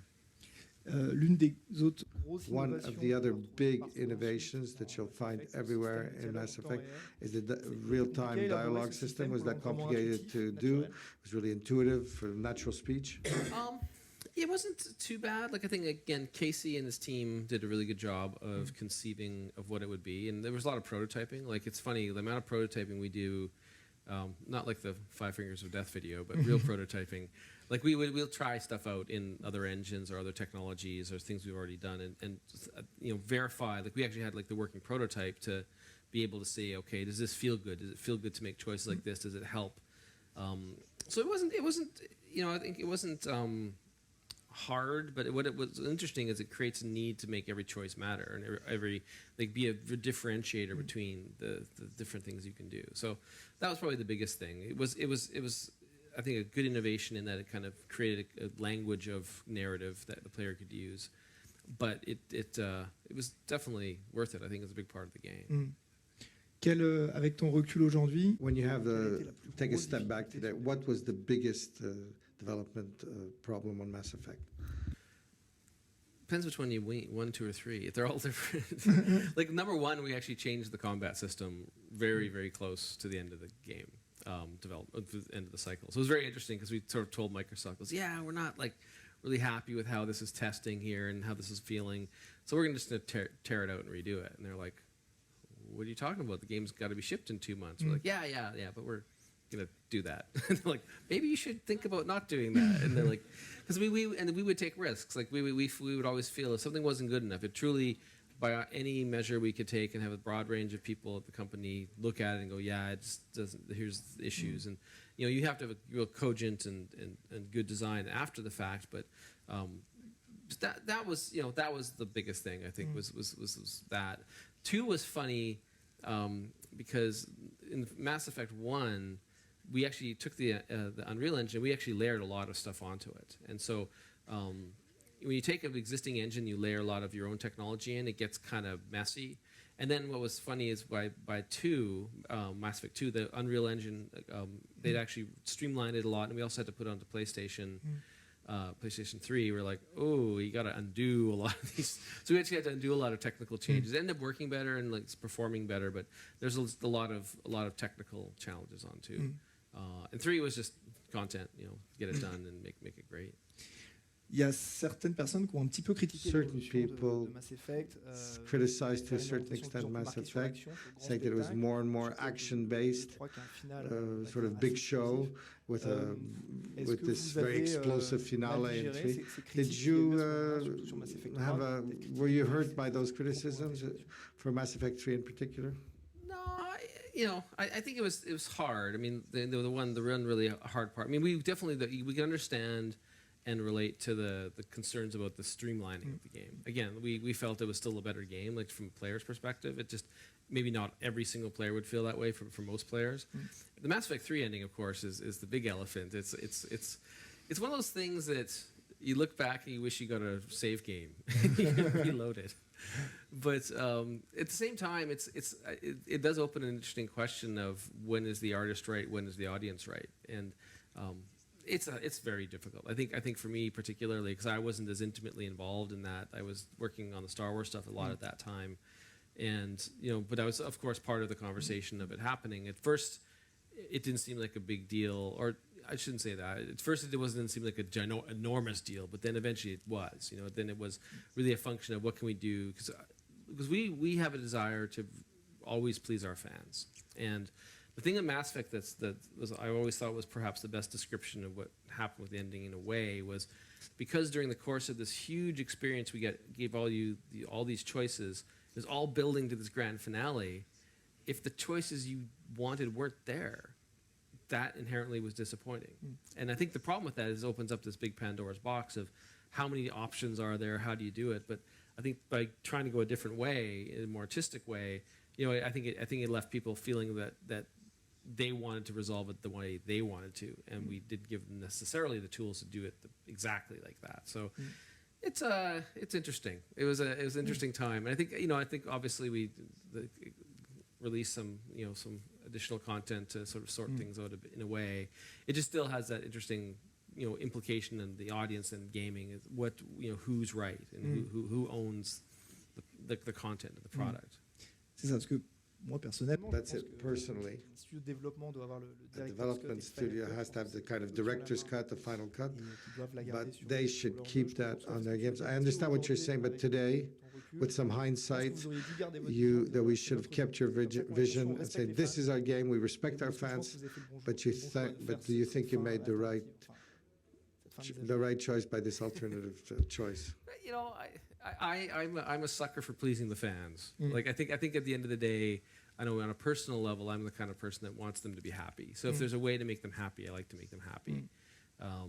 And that's the most fundamental thing. I think the question for me in a way though about gaming is especially when it makes something as engaging as Mass Effect.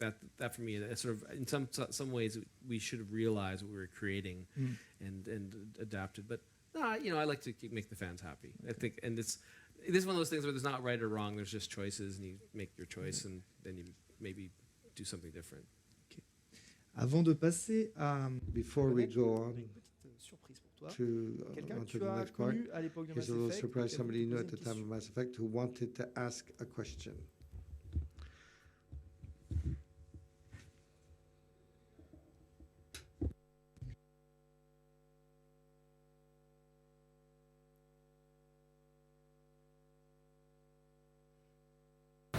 Hi Greg, Martin here. I hope you're doing well, and I hope the audience is not grilling you too hard with super tough questions. I actually wanted to throw one from my side. I'm not sure if you remember back in the early 2000s when two guys from Poland licensed the Aurora engine from you, and then when we had a prototype developed, was probably like 9 months, of a game called The Witcher. You told us that we can come over to Edmonton, show you the piece, and if it will be good enough, you will have us over at your booth at E3. We did so. We came over. It was a very nerve-wracking experience, I have to say. And you actually liked it. And we had the space at your E3 booth, a tiny corner when you are directing all the media. I'm really grateful for that until today, and I remember it really well. And actually, the question which comes to my mind is, what did you think about the prototype we were showing you, which is or which was far from what The Witcher was at the end, and why ultimately you have decided to have us in your booth? Thanks a lot for answering, and take care, Greg. Bye bye. That's interesting. Yeah, no, Martin is a very good friend of mine, and I mean, I think I told you the story of when we first met them was Baldur's Gate. Then they actually translated the original Baldur's Gate into Polish and contacted us and said, "Hey, do you want us to release it with you or without you in Poland?" And we're like, "Let's do with," and we've been great friends since. So it's interesting. Like, I think the question, it kind of goes to sort of my philosophy and kind of back to what we were almost even talking about, is the fact that they were able to take the Aurora engine and make anything with it was amazing. And the fact that they actually made a really good demo was clearly showed that they had it. They were able to do it. They had some skill or talent or passion, whatever it is. And when someone can do that, then you give them chances. So you help them out. And it's interesting because you sort of can go, well, retrospect, we created a monster. The Witcher and Dragon Age are always fighting it out now for RPG honors, but at the same time, it also enlives and enriches that segment of the audience. And so, yeah, I was there. Those guys are among the most ambitious, aggressive, but positively aggressive, talented, hardworking people I've ever met. Like the fact that they'll tell you stories about when they were in behind the in Soviet Poland, selling software in out of suitcases and then running off, being chased by the police, tells you they're pretty passionate. And so that's just they're really good people. And I think their game is great. I mean, I love the Witcher stuff too. It's I think we talked a little earlier. It's kind of complementary to what we do, but the little different flavor. But that's again, it's nice because as a player, I don't know everything that's going to happen. It's surprising and interesting. Ok, je fais un peu de teasing, mais si vous aimez bien. A bit of teasing if you like The Witcher. Masterclass s'y intéressera ces prochains. Maybe another Masterclass will be of interest to you. We'll see. On va parler maintenant de Dragon Age. So, okay, so Dragon Age now, we're going to see a quick trailer, an in-game trailer.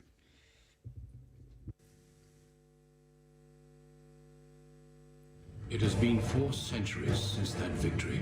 I have seen with my own eyes what lies on the horizon. Part of being a Grey Warden is being able to hear the Darkspawn. That's why we know this is really a blight. We feel it just as they do. This threat is greater than they realize. The Darkspawn horde grows larger with each passing day. We are few now, and our warnings have been ignored for too long. No Grey Warden has ever defeated a blight without the army of a half-dozen nations at his back. You must gather allies. Unite shattered lands. Dwarves, elves, mages. This sounds like an army to me. And end the blight before it consumes us all.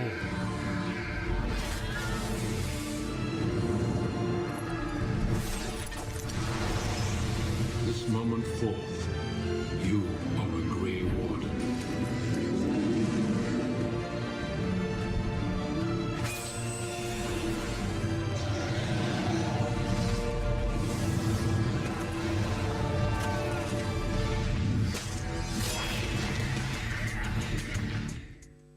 Alors, oui. Donc après Baldur's Gate. After Baldur's Gate, Neverwinter Nights, vous dites, bon, bah, si on faisait un jeu d'Heroic Fantasy, vous aviez one l'impression Heroic d'avoir Fantasy. fait le tour, He felt he'd sort of seen everything. No, I think it's interesting. I think we'd love working with D&D, but there's sort of limitations within the D&D system. I think it's in and of itself. It doesn't allow for you sort of you watch this video. There's demonic possession, all these crazy things. Like I'd almost say it's kind of like a little bit of a safe version of fantasy, and like the Dragon Age was in many ways was trying to push the envelope on fantasy and take it to places where D&D never would go, and in the game itself too, kind of a bit of a return to our roots, because certainly Dragon Age Origins was very much the top-down view, the sort of the classic. Had elements of the classic Baldur's Gate style, which would plus the third person, which added in some of the Neverwinter stuff, but it kind of combined those two in a way that was very compelling. Parce que c'est ça, Dragon Age au gré des 5 ans de développement. Developed over the 5 years. I mean, you can see there are several versions of the game. Yeah. We did. I think we did. I'm trying to remember the first. We did a first version of the game in. Actually, I should have got that demo. I don't remember that one is. That's a great question. I think maybe it was using Star Wars Knights of the Old Republic engine. We had a demo early on that kind of. Oh no, it was Neverwinter. We used the Neverwinter engine and kind of had a really good sort of prototypical view. And then the interesting thing with the game is it took a long time to get the world done. Again, same thing. And then technology was moving very fast during the development of Neverwinter. So, and I think we ended up basically rolling our own engine, like kind of designing our own engine from scratch based on the needs. So it was a long development, but worth it because I think in many ways it was one of our most successful games. Like the actual release was very successful, and I think people, again, it was our first game with EA, so by that point we joined EA, and so there was a bit of. It was interesting because it was a bit of a surprise at EA because EA hadn't really for many years marketed or sold an RPG. And so the expectations were kind of, we'll see, we're not sure, and it way exceeded what people were thinking, and so I think it was helpful in establishing us as successful within EA as well, sort of showing them that our style of game could be successful with them. Parce que ce qu'il faut rappeler, c'est qu'en 2007. Well, you mustn't forget that in 2007, BioWare was bought by Electronic Arts by EA. So, what did that change for you and the way you operate? C'est un vrai bouleversement. Was it a real shake-up? Not really. I mean, it was interesting. Tu peux le dire, tu travailles plus maintenant, c'est bon. Well, you don't work there anymore, so you can say it. No, it wasn't actually a real shakeup, because I think they kind of, like, I always joke that we sold the company twice and then everyone still let us run it the whole time.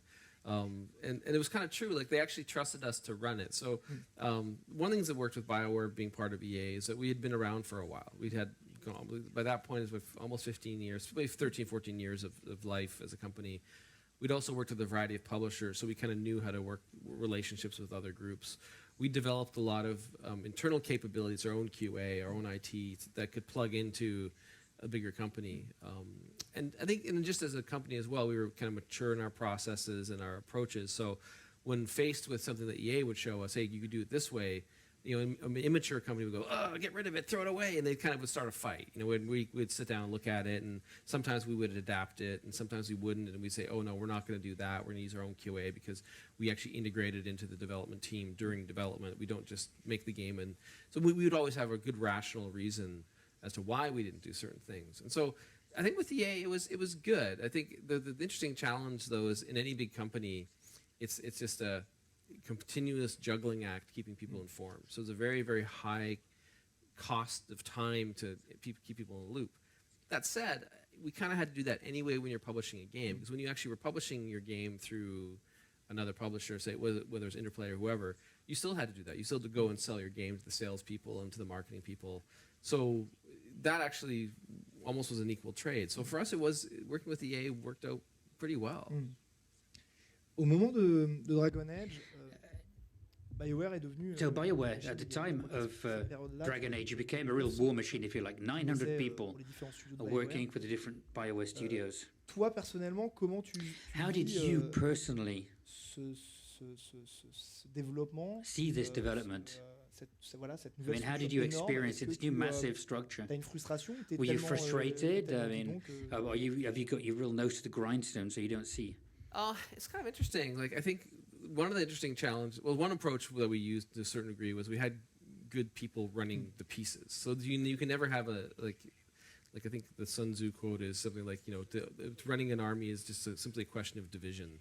And the sort of units of people, if you have good leaders in each of the units, you know, those pieces run well. And yeah, we were actually, it probably was even larger towards the end, where we had studios like in Edmonton, Montreal, Austin, San Francisco, Sacramento, Los Angeles, Ireland. Like we had because EA and and Mythic in Washington. So like EA would say, hey, this is kind of like RPG, or hey, RTS, hey, are you BioWare, you do? Yeah. So we actually end up inheriting just tons and tons. And at that point, it was very difficult. Like I think the earlier point where it was still kind of our people and our structures, it was manageable, but and later on it happened, there's just so many pieces. And at that point, Ray was running the group. So I'd actually stepped out of the I stepped out of general manager into more creative director role, but then I moved back into general manager of Austin under Ray. But this in and of itself is a big development. I think, if anything, that's probably one of the factors that led to leaving the industry, was just so much scope. You know, like when you're managing that much stuff, you have to be thoughtful of what is it you actually want to do. If you have a passion for making games, if you're running a 600-person studio, you're probably not making games. You're managing people who manage people who manage people who make games. Like it becomes a different type of role. And so for me, that was probably one of the sort of burnout factors for wanting to leave the industry. But also just, you know, I think still working with good people was always fun. So I still got a lot of energy from that. But by the end of it, I'm like, you know, it wasn't, by no means was EA the undoing. I think I probably would have left around the same time anyway. Like I think it was more being within a giant company, you saw a different view of the world, and there's a lot of huge positives, technology sharing, and I mean, again, Inquisition is using Frostbite. It looks unbelievable. It wouldn't happen if it wasn't part of EA. And actually, the fact that we had our own marketing people and direct access to sales actually helped sell our games. So it's a big give and take being a big company. Justement, avec ce développement, with the development, all the people working for BioWare, I mean, what did you do? I mean, how did you keep the sort of BioWare feel, to keep your philosophy? Is it complicated? Is it possible? You know, it's funny. It's much easier. There's two really simple things. It's much easier than you think. One is to say what your philosophies are. So, you know, a good example I can give in Austin is like we grew the studio from 50 people to probably over 500 people. Like, so we had this giant room full of people. Then it got to the point where you couldn't fit them. They'd be standing around the back and down the hallway. It was like hundreds of people. And so you're like, well, how do you impart your values, your culture to this group? And so part of it was telling them, like saying, hey, quality in the products, quality in the workplace, in the context of entrepreneurship and then humility and integrity, all these things kind of together. You say it, but then you have to live it. So saying it is the easy part, then living it is the hard part. Living it part is like not releasing your game too early, not skimping on saying, yeah, we believe in the workplace, now work till midnight every night for the next 2 years. Like I think for us, a lot of it was basically telling people what we believed and then acting in that way. And that's actually, and I think, that's one of the things I'm very, very proud of with regard to this, like, especially the Star Wars team, is like taking a team that was not all BioWare people, but all kinds of different groups, but kind of forging them into a BioWare group. It wasn't the same as Edmonton. It was different, but they had the same kind of philosophies and same kind of passion, but being able to get them to all go the same direction. It's a very interesting experience. And I think it can be done in big companies, but it gets hard. And I think, I had an interview with some of the journalists earlier about the concept of, well, why are sort of AAA games so safe and so predictable? It's because, well, no one wants to take any risks because you can't with a $150 million budget. That's not risk time. It's independent games you can do risks. Justement, comme tu en parlais, so as you were saying, you invested in BioWare's next game. Assez fou, assez démesuré. Avant d'en parler, Star Wars: The Old Republic, but we're going to see a fantastic trailer, as they all were for this game.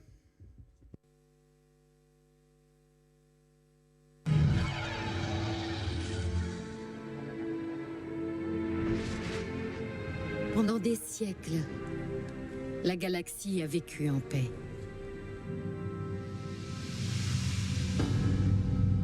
Pendant des siècles, nous avons attendu. Puis l'Empire est revenu. Il nous a attaqués.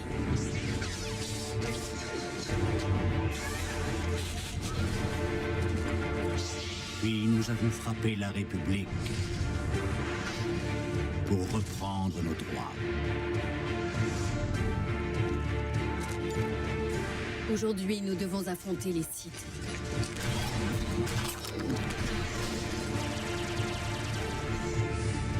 Aujourd'hui commence notre véritable assaut.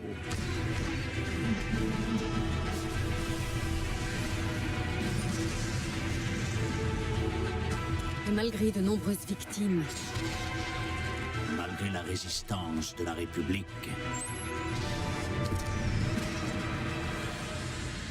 nous vaincrons. Nous la détruirons.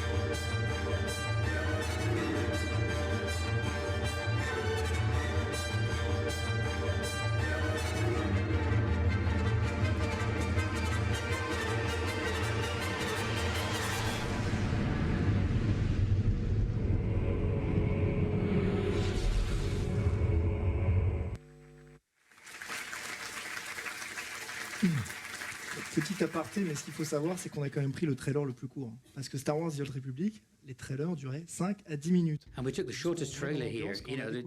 This was, some of them are 5-10 minutes long. Au moment où Lucas sortait ses films. So as when Lucas was bringing out the films, and all the journalists were here saying, just, leave BioWare to make a film, a Star Wars film, because the directing, staging is fantastic.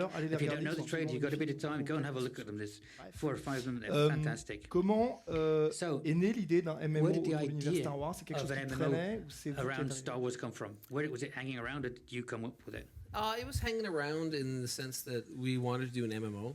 So we actually, in joining with the Elevation partners, part of the idea was to get some of the financing to get a team together to build an MMO and then pitch it. That was always a type of game that I was very passionate about and wanted to make. And both Ray and I played a lot of them and wanted to do one. And it was interesting because I think the sort of getting people on board wasn't very hard in the sense that everyone kind of saw the potential benefit. I think that was hard was to see how difficult, like you talk about difficult development cycles, this one is the king by a long shot. And so you can commiserate with people that try and do these games. They're very, very interesting and tough to build. But it was something that we actually thrown around a few ideas and it, again, chance to do Star Wars, and we actually talked to Lucasfilm, and they were thinking about doing one as well. Like we thought, oh well, hey, let's get the band back together and make a MMO together. En gros, le concept, c'était s'attaquer à World of Warcraft. Was attacking World of Warcraft. C'est Mission Impossible. Enfin, est-ce que vous vous rendiez compte de Did you realize ce que représentait World of Warcraft? What World of Warcraft was when you were doing it? Oh yeah, I played a lot of World of Warcraft. I think the interesting thing about it was not realizing how hard it would be to attack World of Warcraft. I think that at the end of the day, you have to go somewhere different, like within the World of Warcraft. But they are in truth an outlier in the world of gaming. Like there's a few of these games that just there's no way to compete or compute. Like it's 15 years of development, or what's it, 13? I can't remember how many years. It's been a long time. And also, if you include the development, it's probably been that long. But there's a lot of content refreshing and depth. So that's the challenge, is your first shot has to be immense. And that's what this game was. It was just a gigantic, immense attempt to gather people's attention very quickly. So I think we kind of knew how hard it would be, but not how incredibly hard. And the other just simple reality is the model, the subscription model, is kind of gone. Like I think it's interesting where, I know the folks at Elder Scrolls did that as well, but if I may or may not have told them not to do that, because at the end of the day, it's like, I think we had a great shot at it, but that model is not really sustainable in today's business. And it's not practical. I think you have to find other clever ways. And the game has done very well going free to play as well. It's been actually quite. It's been delightful from my perspective because we had very, very many subscribers for quite a while. But then you could sort of see that it was getting smaller and like, okay, we got to flip a switch and go free to play. And it's gone fabulous since then. So it's been, the team is. I visit when I go to Austin from time to time. I visit the team and they're doing really well. They're having a lot of fun. Sur le développement de The Old Republic, tu vas avoir l'occasion de rencontrer The Old Republic. Then you meet George Lucas, right?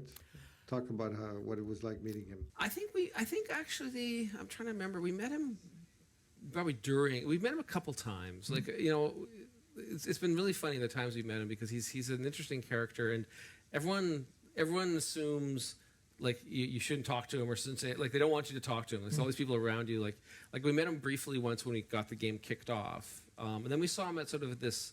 It was like this sort of fundraising charity event, and because we'd met him, we said, "Oh, we're just gonna go talk to George." And you can see his handlers all kind of looking mortified. They're like, "Oh my goodness, who are these geeks that are coming up to George?" And then he goes like, "Hey Ray, hey Greg, how are you?" And we're like, "Oh hey." And so then in the times we met him, he's been great. And I think the interesting thing with him, I think, is that he is a creator true to heart. He's someone who likes creating things and making stuff. So he finds a real passion in talking with other people that same, passion themselves. And so we've always had we talked to him 2 or 3 times about the game, about making stuff, about games and movies, and sort of again we always break the rule. These events they say you're not supposed to talk to him. You're supposed to talk to him. And he's really magnanimous and good. So it's interesting. Like, and I think I think for him this sort of concept of gaming in this way isn't something he's all that familiar with. So. Even though they'd made games like that before, but he was always most interested in the stories and okay, well, how are you telling this story? What's this about? And it was interesting to sort of have those kind of conversations. It wasn't about gameplay; it was about story and narrative. Est-ce que Star Wars: The Old Republic est le jeu was Star Wars: The Old Republic? That's really the game you wanted to make. That in the final analysis, when the game came out, that's the game you had wanted to make. It was so complicated. At some point, you have to get it out. Sort of. I mean, what I would love to have done would be to sort of got right to like we actually had a lot of time to make the game. So one of the things to call out specifically, like EA and our folks there were incredibly generous with the amount of time we got to make it. Like we spent a long time and a lot of money making it. So it wasn't like it's not a real world answer, you know, in the sense of like I don't think it would have been practical to say, okay, take like in the dream world would have been, hey, one more year, you know, tweak a whole bunch of stuff, kind of know what you know after the fact and modify. Like we never really got to the level of the actual. I mean, it's there now, but when we first released it, quite the level of design and precision and the quality. I mean, it was there, but it was the parts of it weren't quite perfect. And I think that one of the interesting challenges we had was the design. There was such a big development. Technology was so difficult. The amount of time you had to work on the actual game after the technology was done was very, very brief. And the designers, that's when they do their best work. So they needed time to really make the game flourish. And I think there are elements which were just incredible. Like I think just the fact of like, you know, you could play all these different characters and all these stories were all different, and like instancing of going into people's zones, and just it was really technically marvelous, and some of the design stuff was incredible. But you always go, man, I wish we had 6 more months to kind of add more quests and add more of this and know what that'd be the one desire, but it was never really practical. Like I think in the time and circumstances, we definitely released the game we wanted. Like incredibly proud of what we released. But you know, if you had magically 6 more months, didn't have to spend any more money, you know, it'd be great. But I think in retrospect, I'm just so very proud of what we did with it. En 2012, après la sortie de Star Wars The Old Republic comes out, Ray, toi, vous avez décidé de quitter BioWare. Tu as commencé à en parler tout à l'heure. To leave BioWare, you started to talk about it before. Why retiré de l'industrie du jeu vidéo? Did you get out of the games industry? I think for me, like I think both of us maybe had slightly different but similar perspectives. You know, I can talk about my perspective, and the biggest thing for me was I was kind of felt I was finished. You know, you know, you went into the business to do a bunch of things. I felt like I had, in a sense, accomplished all of them, and not to say, oh, I won or anything, but like I did all the things I really wanted to do. I tried everything I wanted to try. I made all the games I wanted to make. I didn't, you know, leave kind of going, oh, I really wish I could do this or this. So it's been funny because I know some people who left companies they've been with and left their businesses. They still want to make the same thing, but without all the hassle. For me, I was like, no, I've done it. I've done what I want to do. I didn't have the passion for it. And I think in some ways, you know, I probably didn't realize it, but definitely was burnt out after the experience because I was traveling back and forth. My family was in Edmonton. I was in Austin. I was away more than half the time. It was a very, very emotionally and physically draining process. But even after like the 6 months or a year it took to kind of get back to normal and clear my head, it's not like at that point I said, oh, I really should get back into games. I was like, nah, I don't really want to. Like I could do all kinds of things in all kinds of places in games, but it just doesn't excite me anymore. Like, and I think and it's sort of sad in a way. And I didn't play any games for a year. I didn't play anything. Nothing. I was not interested. And then I got back into games, and so now I'm playing not as much as I used to. I used to play way too much because you'd sort of trade time with your family or whatever, or play with your family. You can do that too. But now I play a lot less. But I still play. You know, every couple of days I'm playing something. And by playing, I mean it's funny. Like I still kind of look at tablet games, not in a bad way, but that's not playing. Like playing is like sitting down at a console or a PC for some intense focus session. So I'm back at it, but I don't have any desire to make games. Après 17 ans à travailler ensemble, vous avez formé un duo After 17 years of working together, you Comment tu expliques que inseparable duo with Ray Musica? How do you explain how you were able to hang in there and you're really the best friends? How you were able to, how your relationship lasted through 17 years of working together? That's a great question. It's funny. Like I think we're actually still really good friends. So I think the best part of all of that is that, you know, we didn't end and go bye, and then kind of like never see each other again. I think we're probably both very reasonable people. Like I think, you know, we can be difficult and opinionated, but it's kind of like it's almost any good relationship advice. It's like never end with like a conversation, never end like the day without actually agreeing or making up. And I think for both of us too, we were very much in sync. Like I think we both had a similar, because we both ascribed to the core values of BioWare and the principles of what we believed in, had very similar beliefs. They worked well, and I think even though stylistically we're totally different, like if you know us at all, we're completely different people, just completely different. At the core of like, you know, values and how we approach things, very similar. So it's very hard to get into sync. Like it took a while, but once you got into sync, it was very easy. And I think as we worked less together, we kind of almost fell out of sync too, in the sense that you know, when we're not working in the same job, like you start focusing on your own things. But it was good too. I think at the end it was good because Ray had the responsibility for all the BioWare, like all the studios, and I was able to focus on Star Wars, which was like the biggest investment at the time. And it worked out well, like even the end part, like because we were still able to work very well together, and still great friends. Like it was how I just don't like always make up, always agree in the end. Don't ever disagree and to disagree. On va passer une petite partie sur les perspectives. A bit of time on perspectives. Parce que donc aujourd'hui, Greg, an outlook, if you like, because today, Greg, consacre en partie à ta passion, le brassage de bière. Working et on en fait, tout your ce qui passion, est which is brewing beer. Et this is very serious, by the passionné way. de bière, donc And tu you're rencontres passionate énormément about beer. de brasseurs à You travers les meet États-Unis, brewers throughout the US. Et à ce sujet-là, j'ai on this subject in America, de bière. no, we don't have any beer Personne qui a tasting posé une tonight. petite question. Somebody wanted to ask you something about beer. Someone you know. Durant toute la masterclass. We talked about in the masterclass indirectly.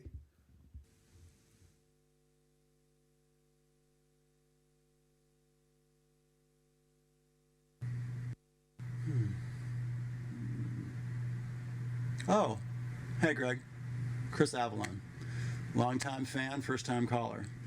Hey, well, I guess everyone here is more than familiar with your long and distinguished career, so I thought that would be best if you would tell us when you're starting your own beer crafting convention and how soon can I be invited as the guest speaker.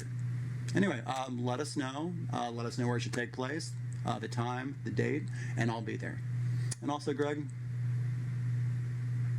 I miss you.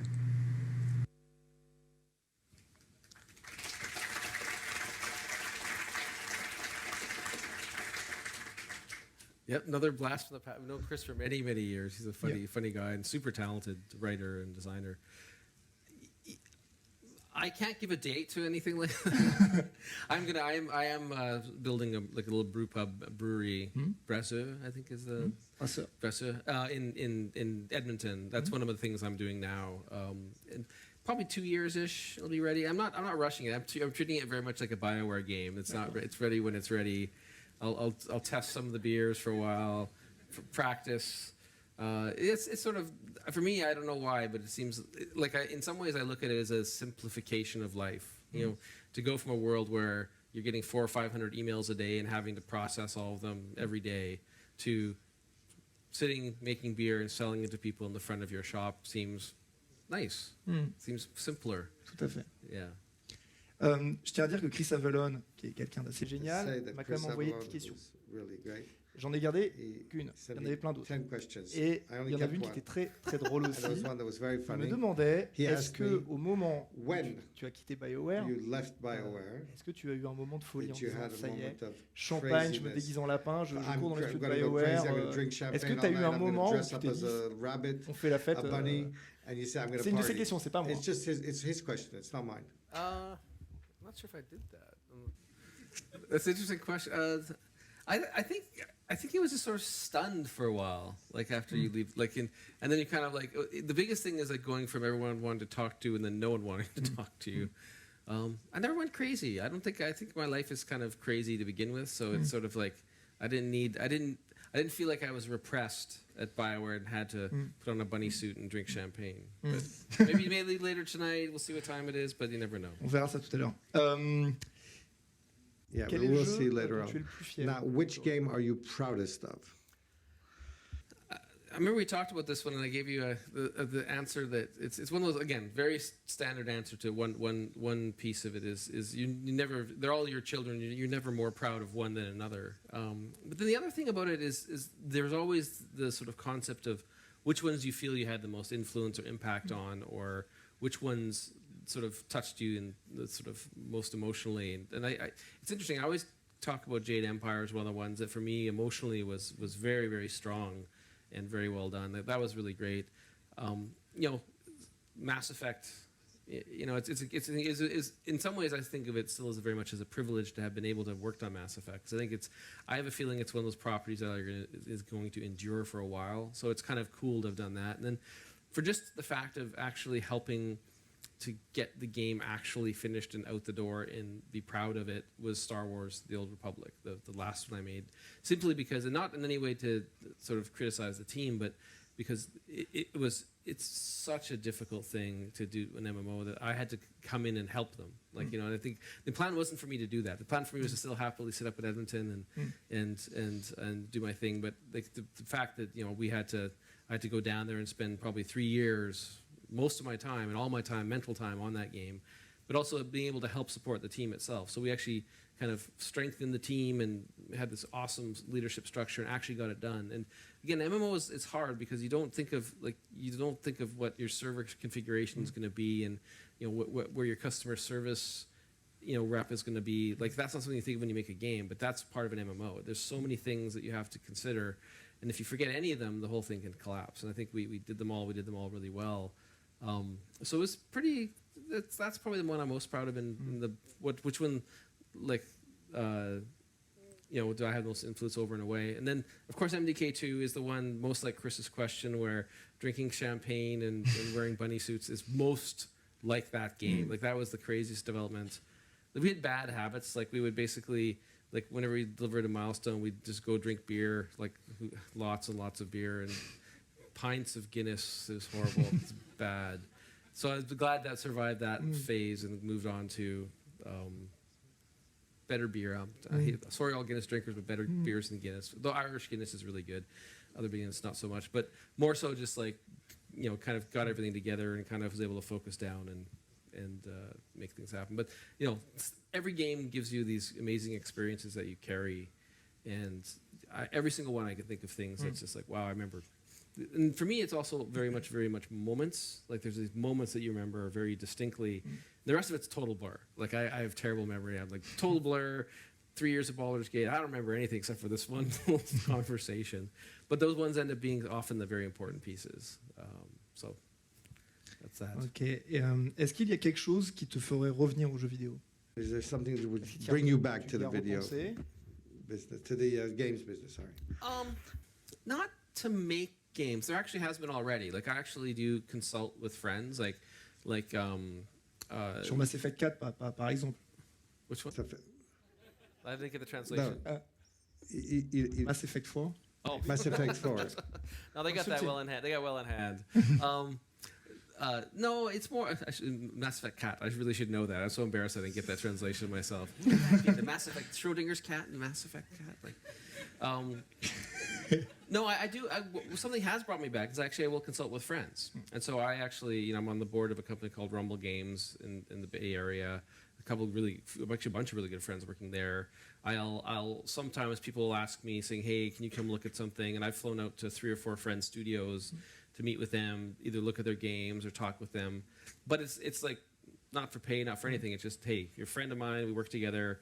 It's not for PR. It's confidential. It's just you know, if I can help a friend get their game done or get some insights or do it better, then I do that. But I don't really want to make them. It's hard to, and I know there's a lot of young people, these students that want to make games, and you should. Believe me, it's the greatest thing you could ever do. It's just really, really hard. You have to understand that. So if you're going to do it, be willing to like do it. You can't do it halfway. You can't like, oh, I'm going to try and make some games, but part-time. It's not. It's like all or nothing. You have to commit your life to it. Your mind, your body, everything. And it's that's actually probably the biggest thing. As I look at for me, I just throw it all into that, and it's hard to get out of it. And it's a great thing. Like, I love, like, it's amazing. Like, actually, there's so many of these trailers I'd never seen for years. Like, I'm like, oh, I remember that one. I remember this. It's really cool. But it's just, I love to have done it, but I got to do something else different. And I have short attention span. Like, I get bored of, like, I just want to I want to learn to make malted liquids. Like people 3,000 years ago did, because I think that's cool now. But then after maybe I do that, I don't know what, maybe I'll get tired of that, you know, and do something else. That's kind of my personality, is once I learn a lot of things about something, I go, oh, I'm done learning. Like, if I feel like I'm not learning new things and just kind of doing stuff, I'm off doing something else. Ok, très belle réponse, merci. Eh bien, on va passer à ce que vous attendez tous, l'échange avec vous. So now we're going to have some interaction. We're going to go over there. Répondre aux questions du public. So you can talk to the audience. Tu gardes ton... Right. Make sure everything doesn't fall apart. Yeah. On a un peu des robots là aujourd'hui avec tous nos trucs. Là. There we Donc j'espère que vous avez bien potassé, que vous avez plein de questions, parce qu'on a du temps en plus. So I hope you have a lot of questions. We have a lot of time. Ok. Bonsoir. Donc n'hésitez pas à vous présenter. So good evening. Please donc à vous lever, introduce à vous présenter. yourselves. S'il y a des personnes qui ont des questions, n'hésitez pas à lever la main. Please raise your hand. Hello, I'm Romain, a young game designer. I have a question about Mass Effect. During the pre-production, did you have a tabletop version of it? Because now the lore of Mass Effect is so extensive that I'm willing to make you can find unofficial Mass Effect tabletop games on the net. So I'm kind of interested in that in the moment. We didn't actually do a tabletop version of Mass Effect. We have done tabletop versions of other games, though. Like Jade Empire, as strange as it sounds, had a tabletop version. Mass Effect, I mean, they had a huge, like we called them the World Bible. Like when we would develop the pre-production materials, because we had actual writers. I mean, we had people that, like Drew Karpyshyn was the first writer on that, and so he's professionally writes lots of books. They can write a lot, and the idea is that we actually want to build a compendium that has every possible thing about the world: culture, politics, history. So that's in our mind how you create a great world, is you actually have to build everything. Jade Empire, another one that's really cool, like giant book of the history of the Jade Empire. So and these are kind of, I'm not even sure where they exist anymore, but they probably exist somewhere, and they could be really cool to sort of to build off, but no, we never did. Other games we literally did pen and paper versions, but that one we didn't do. Like internally we would play with it. Une autre question? Appelons au milieu. Oh, I think back there. Ouais. Merci. Déjà, bonjour. Je voudrais vous remercier pour I'd like to thank les jeux you que vous avez créés, for all the games you created. Vous êtes l'une des personnes qui You m'ont are inspiré one of the people who inspired me to become a Et justement, je rebondis sur ce que vous avez game dit tout à l'heure creator, vis-à-vis video de games la creator. And I création would de like jeux. to Est-ce que come vous auriez back to what you're conseils saying. Do you have any pour advice les jeunes créateurs qui for souhaiteraient young travailler dans creators l'industrie who comme vous want l'avez to fait il y a work 20 ans, in the industry the way travailler you dans des did 20 studios years comme ago, BioWare, par exemple? to work for studios like BioWare? Quels sont les meilleurs conseils que vous pourriez What's donner? the best advice you can give us? So the best advice I could give to people that want to get into video games, it's the same. It's interesting because I get the question a lot. It's always the same thing I tell people: just make something, make it. Theorizing about getting into games is not worth it. You have to start creating, and I think that's the way you get into a studio like BioWare, especially towards the latter stages, where we hired very few new grads and new people. And when I say make it, if you're a designer, obviously, hey, if you don't program, it may be hard, but you need to find some friends who program or someone on the internet and just make stuff. And you by creating things, you develop skills. It's like weightlifting, but in game design, right? Like you work your muscle, you get stronger, you get better. So having a body of work, but also the act of making it, you learn things. You learn things, how you work efficiently, how you work well. There's no excuse nowadays with the sort of the barrier to entry being so incredibly low. Like, the people who get hired, examples would be, we used actually the Neverwinter Nights tools for a long time at BioWare as a test. We'd say, hey, go make something in Neverwinter Nights and show us. And that's where we hired a huge number of our best designers, were guys who, they would show us a module in Neverwinter Nights, which was basically impossible. We said, we have no idea how they made this happen, but it works. Okay, they're getting hired. And so really at this point in your careers, if you're just getting started out, if you're in a company, do everything you possibly can do. If you're not in a company, try and find opportunities, create opportunities to use your skills, art, design, programming, and whatever it is. It's very valuable to do that because you'll learn and you'll have something to show. So hope that helps. Autre question?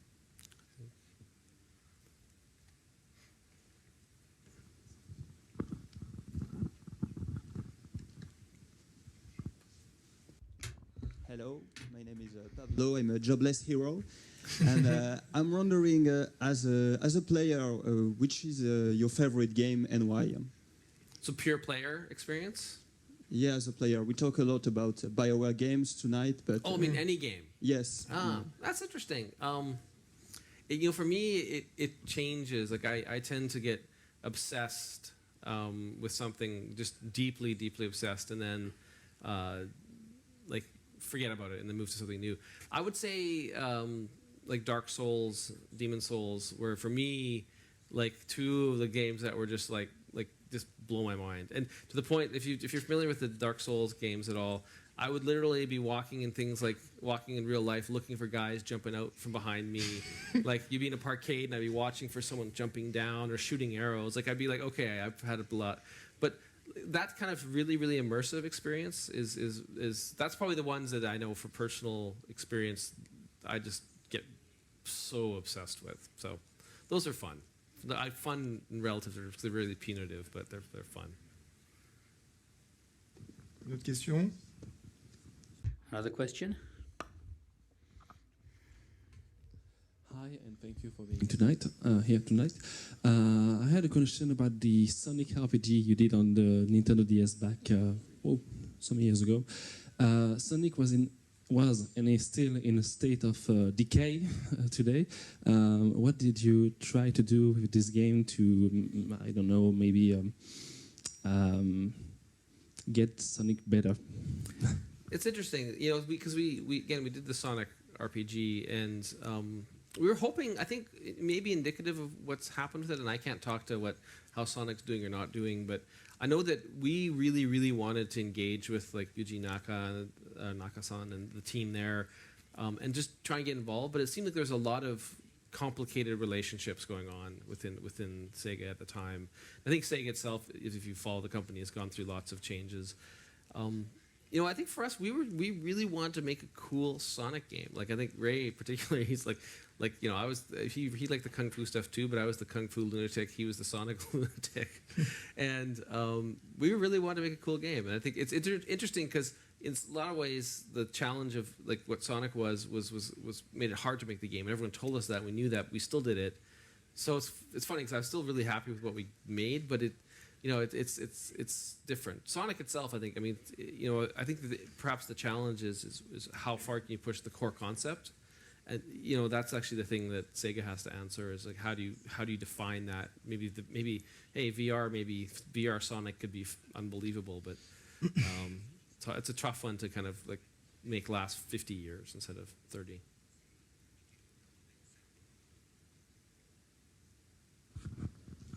Bonjour, Greg. Hello, Greg.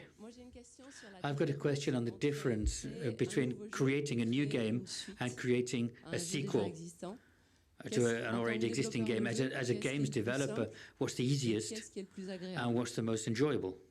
That's a good question. As I'd expect, I've done Mathilde for many years. Sequels are definitely easier in a way. Like I mean, if you want to just, and I shouldn't say it this way, but mechanically create a game, a sequel is by far the easiest thing to do because you kind of can just take what you liked from the first one, saw what worked, what didn't work, and kind of push that. And so sequels are delightful. Like one of my favorite stories is the actual Baldur's Gate 2, which was literally, again, about 150 to 180 hour game, was created in 16 months with the team the same size as the original that took like 3.5 to 4 years to make. It's less than half the time and was twice the game. Because we knew what we were doing, we didn't change anything, it was purely a content-driven exercise. Sequels can be hard when you actually like want to take it somewhere different. And that's an inherent problem of having a beloved game. Like in a way, the Sonic RPG is like this. It's like you take this beloved franchise, you take it somewhere unfamiliar. That's a bit of an experiment. And I think just if you want to, like, I know for me, like always creating something new was really great, but I always felt that when you create something brand new, you always had to almost compromise on what you built because you could never achieve everything the first time. Like great games almost always needed a sequel to kind of fully realize their outcome. Like, I'll talk about a specific game that's interesting that I've been playing and I'm moderately obsessed with is Destiny, for example, right now is out. And you see all these people complaining about the reviews and it's like, it should be reviewed better. And I think it's actually quite an interesting game. I actually also see, based on my MMO experience, how incredibly just amazing that the technology is and the structure of it. And I go, man, the sequel, like, because I can relate exactly to what actually happened with the game was where they didn't have enough time kind of on that design phase to really flesh everything out. And I think you're seeing some of their content now, but it's interesting when you the sequels of games can be so much better because you can take all those unfinished ideas, all those ideas that didn't quite work, and just twist them a little bit. So any great game needs a sequel, in my opinion. Not 14 sequels necessarily, but at least one. Ça marche. Emilien Goris, producteur chez Nadeo. Producer at Emilien. Il y a une bière qui est faite dans le nord de la France, qui s'appelle la bière des jonquilles. So there's a beer in the north of France. It's called Daffodil beer. It's one of my favorites. It's got very fine bitterness. It's what's your favorite beer and why? Well, first it seems like I need to get some daffodil beer. My beer, it's interesting. Beer for me is a very seasonal thing.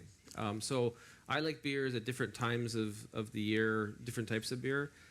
If I would give a category right now, I'd say the generally most favorite is the sour beers, things like lambics, but generally Belgian beers, but there's a lot of Americans that are kind of mimic them. But Flanders Reds, Flanders Browns, lambics, and again, there's so many different producers. Like Cantillon is for the sour beer aficionados, is the kind of the pinnacle. But there's a lot of other really good ones. So I do a lot of experimenting with beer, so it's hard to have just one favorite. But I need to get daffodil. It's called daffodil. What's in French? What's it? Bière des jonquilles. Jonquilles. Okay. Jonquilles. I'll make that. Thank you for that. On lui écrira. On l'a déjà fait une petite sélection. We've already made a little selection for him, a little tasting list. You might know this guy, no? No?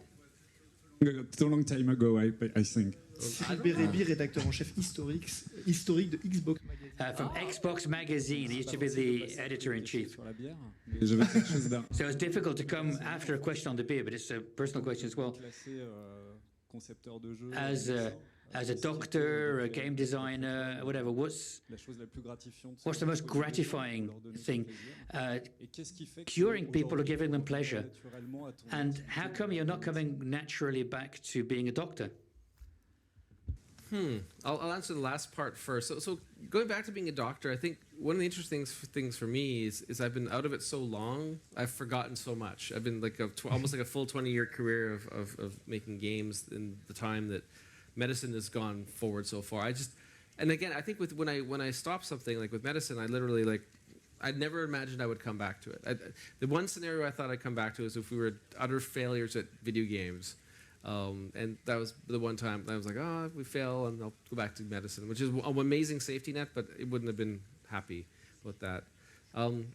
Curing people or pleasure, that's an interesting one. I think obviously being a doctor, the act of helping people was huge. And I think it's funny, Ray and I have talked about this subject many times, but we actually, in some ways, believe that being like a video game designer is even more rewarding because you do give something very special to people, like the joy of entertainment, the being entertained. You affect, as a doctor, you can affect 20 people a day, 30 people a day. But if you make a game that is incredibly enjoyable, millions of people can be positively affected. So I think in some ways that for me was always sort of the philosophy for which is better. The final thing is what most gratifying in a way is seeing someone in a store actually buy your game. So we would actually hang around stores and watch people kind of go and buy it on the shelf, and we would be like, oh wow, someone actually bought it. Because in some ways it's such an abstract concept. Like you focus all your time at the computer making these games, and then they tell you these sales numbers, 200,000, a million, whatever. You don't have any practical sense. That's why I know for us, we love doing signing events. We had this little shop in this mall, right by our office, and everyone would line up and sit down and sign games. It was the amazing thing. It's the local fans because we're like, you're actually buying our game. We're really proud. So. Une autre question? Oui. Marche. Imagine s'il y a 4 So imagine, 4 or 5 years ago, you had an Oculus Rift. What would you have done with it? That's a really good one. I don't know. The Oculus Rift, it's going to be very, it's funny, the VR thing for me is really neat because we actually played around with the Shutterglass VR in the late 90s. Literally, we had demos of games doing VR in the 90s, years and years ago. And there was a version of Dragon Age that we had in VR that you would. It's neat because you could see the arrows shooting all over the place, and they'd stick out of you in funny ways, and it was really entertaining. But I think it's nothing like the Oculus. Like I think at the end of the day, they've solved the problem because all these things I talk about always had huge user issues. Like the Shattered Glass would give you a headache. You couldn't play. We played Shattered Steel. That really old game we had a VR version of that. Like half an hour, you'd have a monster headache. So if they finally solved all those, I don't actually know. Like I think the interesting thing with that is like you want to do something where you experience the environment. Like I think you don't have to have like the sort of shooting mechanics and all these other things. Just even experiencing the environment, like a really scary, like Resident Evil-ish environment, would be pretty amazing. Just that. I don't think you need almost anything more to really sort of show you what they could do and just be scared. You're probably really scared, I think, in that situation. So I didn't answer it that great, but I just don't know.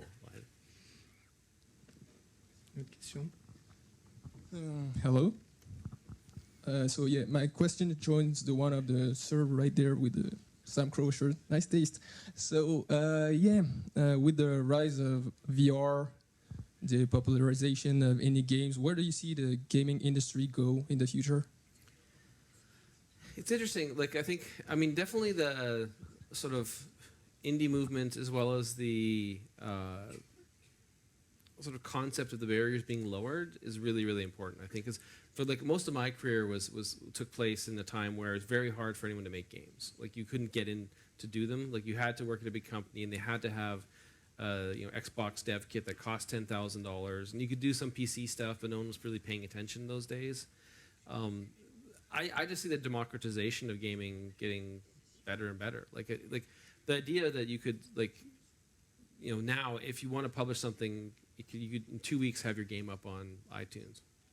It'll be really hard to find, but it's there. It exists.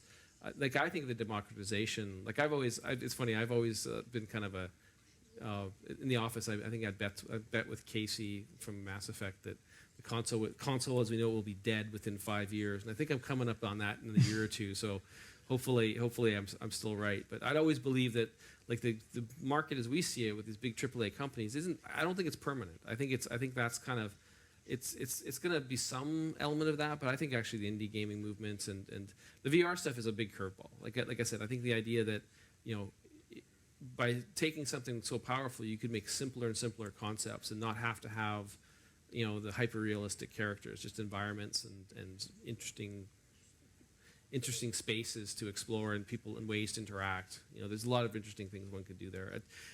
It's such an open-ended question. I just think that there will be continue this shift from the AAA to other things. So I think that's just inevitable. Question. Bonsoir. Hello. Vous parliez You were talking about the comfort of having a publisher behind you. I mean, you had Electronic Arts that could help you and so on for the marketing side of things, and you could let them do the work. What about the current business model? What are the opportunities with crowdfunding, things like this? What are the traps, the pitfalls, and what's the best sort of model for you in terms of funding? I think funding and where you get how you do things, it really depends an awful lot on what you want to do. Like I know some of my friends, it's funny, Chris Avalon and Fergus from Obsidian have a crowdfunded game, and it's for them the most liberating experience. So was Brian, actually funny. Two of the three people, and even Marcin, he's funded not in a totally standard way because I mean they're a publisher unto themselves. So. But the crowdfunded guys, I think it's a wonderful way to make a game. It changes the business model because the problem with it's interesting because I think I keep meaning to at some point writing a piece or explaining all of this. But when you step back and you look at why do you do day one DLC? Why do you release DLC? Why don't you put it all in the game? Why do you do all these things to make money? Simply because if you don't make money, you can't continue. So it's very hard for people to understand, how can BioWare not make money? If you don't sell 5 or 6 million units, you're not making money. And that's a lot. That's a lot. And the concept of actually doing AAA is so expensive now that the way you're measured and the way you're looked at in a big company, it's this what's called margin, which is how much you make above your cost, a certain percentage. If you can do things that are really low cost and high margin, i.e. day one DLC, you get the mandate to continue making games. If you don't, you're shut down. It's very simple, and it's kind of scary when you think about it. But that's just the reality of gaming today. For the AAA guys, they're risk adverse. They're squeezing every dollar they can because they need to, because otherwise they're not making enough money for the investors. Very simple. Crowdfunding, all of a sudden that's gone. Like, it's great. I mean, that's why, and also companies that have been like just ridiculously successful, like League, like Riot and Wargaming and those guys, they have the cash, all the cash flow over needs. So they don't fall into that trap. They can do whatever they want. Ironically, they're stuck making the same game because it's so successful. So crowdfunding for me is one of the best situations where you get a validation from the audience, and this is the thing that people sort of they kind of know, they kind of forget. But when you get the validation from the audience, you actually create a huge bunch of people that want to support you, and they go out because they want to see that game made. They paid for it. Another one, The Long Dark, and they've got a bunch of other friends from Canada. It's another one, but I know with Fergus and Chris, like the fact that they have the funding to make their game at Obsidian is huge. They've never had that before. They've always worked with publishers. This is their chance to sort of break the economic model, and it's a fabulous way to do it, the best way. And I mean, I'm actually, it's funny, I'm not adverse to free-to-play gaming. One of the funny things is a lot of us oldster developers are like, oh, free-to-play, blah, blah, blah. I totally see the value in it. I see the value in the trial concept, the sort of prove it by testing it, because that's the best thing you can do. So if you can make something that people want to play, and then don't be obscene about making them pay. I think that's where the sort of, I can really relate to the developers, like, I'll even use a name like Candy Crush. If I spend $1, I'll get this hammer that'll make me finish the level. It's like, out of principle, I refuse. I like the League of Legends or World of Tanks way, which is, if I want to spend money, let me spend money. Don't force me to. Don't make me feel like I'm a loser if I don't spend money. I'll choose to buy more skins or whatever, right? But I actually think free-to-play is a great way to game because it's a great way to get your game seen. So all these are options. I think, crowdfunding. And the thing, I think there's two challenges of crowdfunding today. One is there's been a lot of crowdfunding done. So to actually stand out is very, very hard. So if you looked at the percentage of what's getting crowdfunded now versus before, it's probably lower. Second, quality of pitch. Like, you have to have an extremely high quality pitch to get funded, because I think there's a little bit of fatigue. And until some of the crowdfunding games get out and sort of show themselves to be big successes, I think you'll have also a little bit of skepticism out there about, like, you have to really show why you can do it. Like, I don't have any doubt that, like, Brian and Fergus and Chris and their games are going to get out, and I think they're going to prove it. But it's pretty important that if you are pitching, it's got to be convincing. Une autre question? Je sais pas, il n'y a plus de micro là. Ça y est, l'équipe elle dort là. Team's falling asleep here. I'll put on a bunny suit. Bonsoir. Bonsoir. Tout d'abord, merci pour. First of all, thank you for the Mass Effect world. I'm a big fan. Je voulais revenir sur ce que I wanted to come back what you were saying at the very beginning of the session, where you when I think you started to make serious games. Why not link your passion of beer and a serious game and talk about how to set up a brewery, for example? It's funny. Like, it's a good question. This will be really hilarious. But when I left EA, one of the stipulations, like, they had non-compete. You're not supposed to do stuff afterwards. They said, and you can't make a beer game. Not in the first. And like, I wasn't going to make a beer game. Why would I make a beer game? But it's funny because I've been thinking about doing, like, sort of not seriously, but sort of semi-seriously thinking about it. I'm not sure if you ever saw this mobile game called Game Dev Stories. It's like this really silly, ridiculous Japanese game where all these guys, it was totally fictional and it was ridiculous. Yeah, and there'd be all these things happening. And I'm like, that's how I'd make a beer game, like ridiculous game dev story version, because it was so funny. Like, you'd be, put money in marketing, go do, and your sales would go up. It goes, you're losing money. But yeah, it's exactly. It's.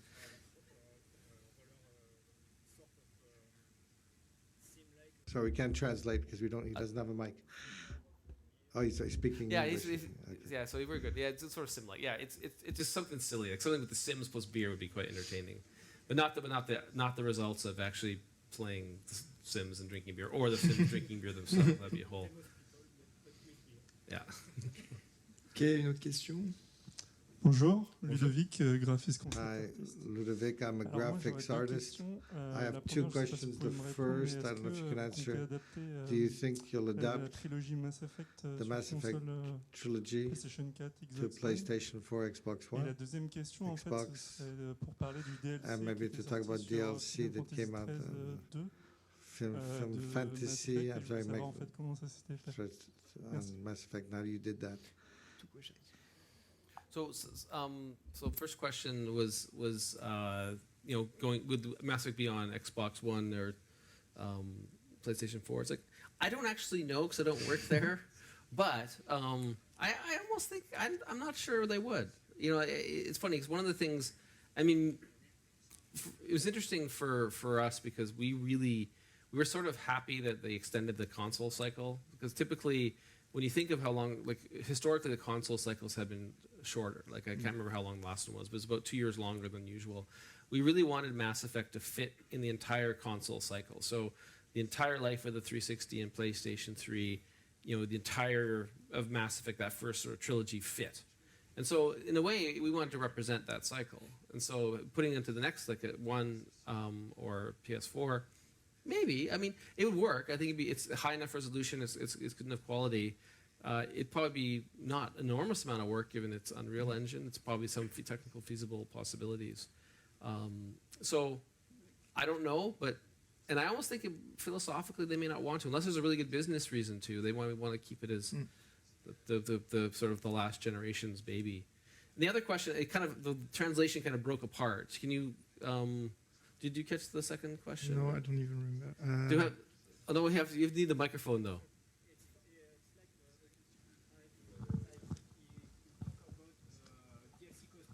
Ah oui, les... Oh, Final Fantasy 13 too? Yeah. I haven't played it. No. Yeah, Lightning had some outfits from Mass Effect. Oh, really? Vous pouvez acheter en fait l'armure handset pour les deux personnages. Oh, really? That's pretty cool. I don't know, people made their own. Like maybe you had a paper to sign and you were like, yeah, come on. La petite anecdote, vous pouvez aussi la voir dans. Wait, no, I know. Dead Space 2. Yeah, no, okay, now I know. Yeah, no, it's actually my friend is the business guy for BioWare. A good friend of mine does the business stuff. So yeah, he spends a lot of time trying to find deals. And I think it was interesting because we know the guys from Square. Like we've actually met them, know them. Like, it's funny. It's probably all different people. I know the chairman is left or the president left, but Wada-san we knew quite well. And so we'd always been trying to court a bit of an environment, like a relationship, because I think with Square, I mean they're obviously one of the preeminent RPG developers, and we actually talked about working together at times a little bit, but never happened. It would have been fun, but never worked out. So this is maybe a small way which they were able to do it. So. Okay, une autre question. Dernière. Bonsoir, Yves, développeur. Yves, I'm a developer. Pas de jeux vidéo. Et tout d'abord, merci beaucoup pour vos jeux Night of the Old Republic, Mass Effect. Vraiment super fun, merci beaucoup. Mass Effect, et great fun games. Ensuite, voilà, moi j'aime bien les RPG. J'aimerais bien en écrire un petit. Est-ce que vous avez, bon, il n'y a pas de secret, mais un peu de technique magique, comment on fait pour faire une histoire qui soit vraiment un jeu immersif, une histoire qui sorte un peu de l'ordinaire, qui ne soit pas juste un gentil qui devient plus fort et qui bat un méchant. Voilà. Parce qu'avec toute votre expérience, vous pouvez donner quelques petites techniques. Maybe a few tips with all your experience. Well, first of all, I didn't write those stories. There's some really good writers that worked with us, but we read them many times. I think the interesting thing about game stories is people don't realize, but there's a lot of opportunity for detail, like a lot. Because you can convey so much within today's games. So probably the two things I would say is one is make sure the big first step is playing games. So that if you play a lot of games, you understand the context of how a story would work in a game. One of the things that we always saw is there was often professional writers that wanted to write, I mean professional, like novel guys or playwrights that had done it before that never had played games. And they'd say, hey, here's a game script. And we'd be like, I don't know what this is. Like it doesn't make any sense. It doesn't fit. So playing games is the first thing. So if you sounds like you play games, that's the first thing. Second thing, like I said, the level of detail you can have. What we would always do, we would always write a lot around the story and around the characters, and then use the best parts. So and then when you needed to, you could kind of go back into this other information and kind of put it into background scenes or other elements. So there's a lot of opportunity in the game, especially to have lots of layers of detail. And then finally, just really, if you really try and empathize with the player or try and understand the player's perspective. The other thing on story that was always interesting for us, especially when it was executed and put into the game, was players not understanding the context or what to do. Like I think it's very. And the other thing about a game that's really interesting is in some ways you have to be almost even more concrete and more clear. Like one area where I see some game stories failing is they're just super esoteric and unclear and like really non-specific, and you're just like, I don't know what you do. Like, it doesn't make any sense. And again, some of the Japanese games I think kind of fell into that trap. They're better now, but there was a time where they fell into that trap. It's very unclear, but being concrete and clear, making the player feel smart and having them succeed is very important for story as well. So, hope that helps. Okay. On va prendre une dernière question. One last question. Je suis un gamer. I'm a gamer. Je voulais poser une question. I wanted to ask you a question. Aren't you afraid? Kay Hudson left BioWare. I hope I pronounced his name right because it's a French pronunciation. And then other employees of yours made Stoic games. Aren't you afraid that the BioWare spirit may disappear in the Electronic Arts machine once the founders have left? It's always a concern, but it's a concern I can't really do anything about. And so in a way, and I think, to be honest, like I think it's interesting too, because I think one of the goals that we personally had was to try and build something beyond the games that was enduring and that could survive. And I think it's interesting too, because I think within EA, you survive by being successful.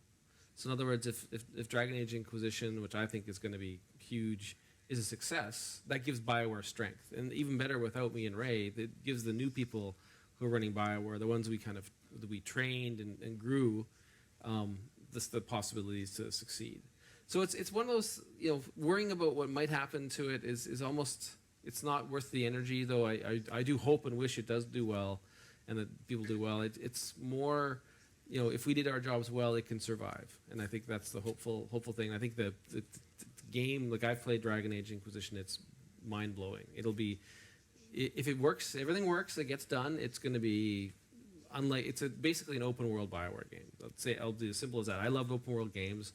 I had a couple of friends, this one journalist friend would always make fun of me saying, well, you've always said you want to like make an open world, or you've always played these open world games, that's almost all you play. So this is one point in my life. He says, why don't you make one? He goes, oh, I really love to, but we'll never do that. And then finally, as soon as we leave, they make one, right? And he's like, oh, thanks. And actually, it's great for me because I don't know the story. So for the first time ever, I can play a BioWare game where I don't know the story. But, I think at the end of the day, I think BioWare can be strong enough to survive. And if Dragon Age Inquisition succeeds, all the better. And I also know personally, like the new leadership of EA, and I think they hold BioWare in high regard. But the company also has to prove it. And that's the reality of business. Business is tough. Like, it's a harsh world out there. We're all gamers, and we all love to see our favorite games and gamers and developers succeed. But if they can't succeed in the commercial conditions in which they're working, it's not a charity, unfortunately. And that's the harsh reality of the gaming world. It's getting harder all the time. But I think, like I said, I'm very confident in the folks at BioWare in Edmonton and Austin and Montreal. They'll make fabulous games. Ok, ça va être l'heure des remerciements maintenant. Donc, je voudrais d'abord remercier les partenaires de Masterclass, avant tout donc la Cité des Sciences et de l'Industrie qui nous héberge, qui nous soutient depuis le début dans cet événement, qui continue son action pour parler du jeu vidéo. Vous avez certainement entendu parler de l'exposition qui s'est terminée cet été. De nouvelles choses vont se passer à la Cité du jeu vidéo, peut-être très prochainement. En tout cas, ça bouge. J'en profite pour citer spécifiquement l'équipe de la Cité here at La Cité who helps us, Fabrice, qui est un peu le mentor de toute l'équipe who's de the La Cité, mentor of the qui fait whole team énormément here, pour faire parler who does a lot of things for us to talk about video games. Il le mérite. Il le mérite. He really deserves the applause. Et puis bien entendu toute l'équipe and the en whole régie, team en réal, in the qui fait que ces background masterclass and at the cameras, ressemble à which ça et means que that vous these pourrez les retrouver sur YouTube. masterclasses Vous pourrez are revoir good. tout You ça. can see them on Donc, YouTube je and all pense the à rest of it. François, Jérôme, François, le réal, Jérôme, Alex. Voilà, toute Alex, l'équipe qui mérite aussi quelques the applaudissements quand director. même pour la So lumière. let's give them a hand for the light. Je voudrais remercier I'd also notre like to partenaire Orange, thank à our travers other Simon partner Dubreuil, Orange, qui est un Simon partenaire Dubreuil, exceptionnel, who's an exceptional partner, qui est là pour nous, who's here qui for nous us, soutient dans tout ce who qu'on fait autour des supports us masterclass, in everything we do in the avec une énergie masterclasses, incroyable, une volonté, with an une envie amazing de créer cet energy, événement, with a de real rendre desire tout to meilleur à chaque create, fois. Donc merci to make infiniment à things toute better l'équipe and de better each Simon time. Thank you for d'Orange. Simon's teams.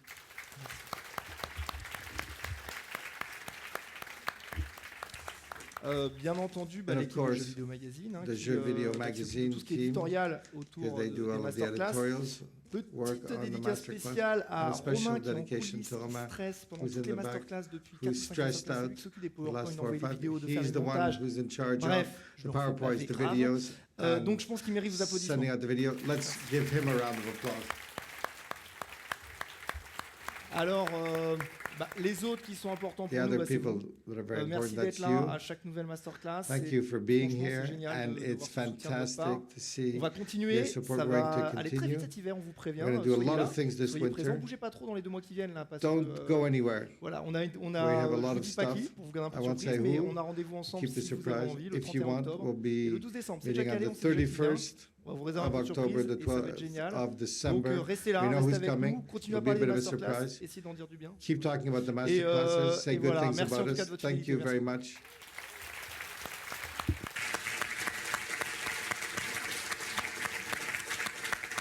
Et last but not least, merci à Greg d'être venu Thank you to Greg for having ce come soir. Donc here comme je disais tonight. en intro, il est venu d'Edmonton. As I said, he came from Vraiment Edmonton, pour être là avec vous ce soir. C'est l'unique raison de son really to voyage. be here Je vais en with profiter, you. je vais pas démentir. Obviously, he's going to Mais have a c'est good quand time même in Paris, rare but it's que very quelqu'un rare that donne autant de temps, somebody parle avec comes une telle and humilité gives us so much time, is so la humble création de jeux vidéo. Enfin, je crois about que ça a été his encore une très belle leçon ce soir. creation. Donc, It's a great je pense qu'il lesson mérite tonight, des and I think give it up for him. Greg. Greg.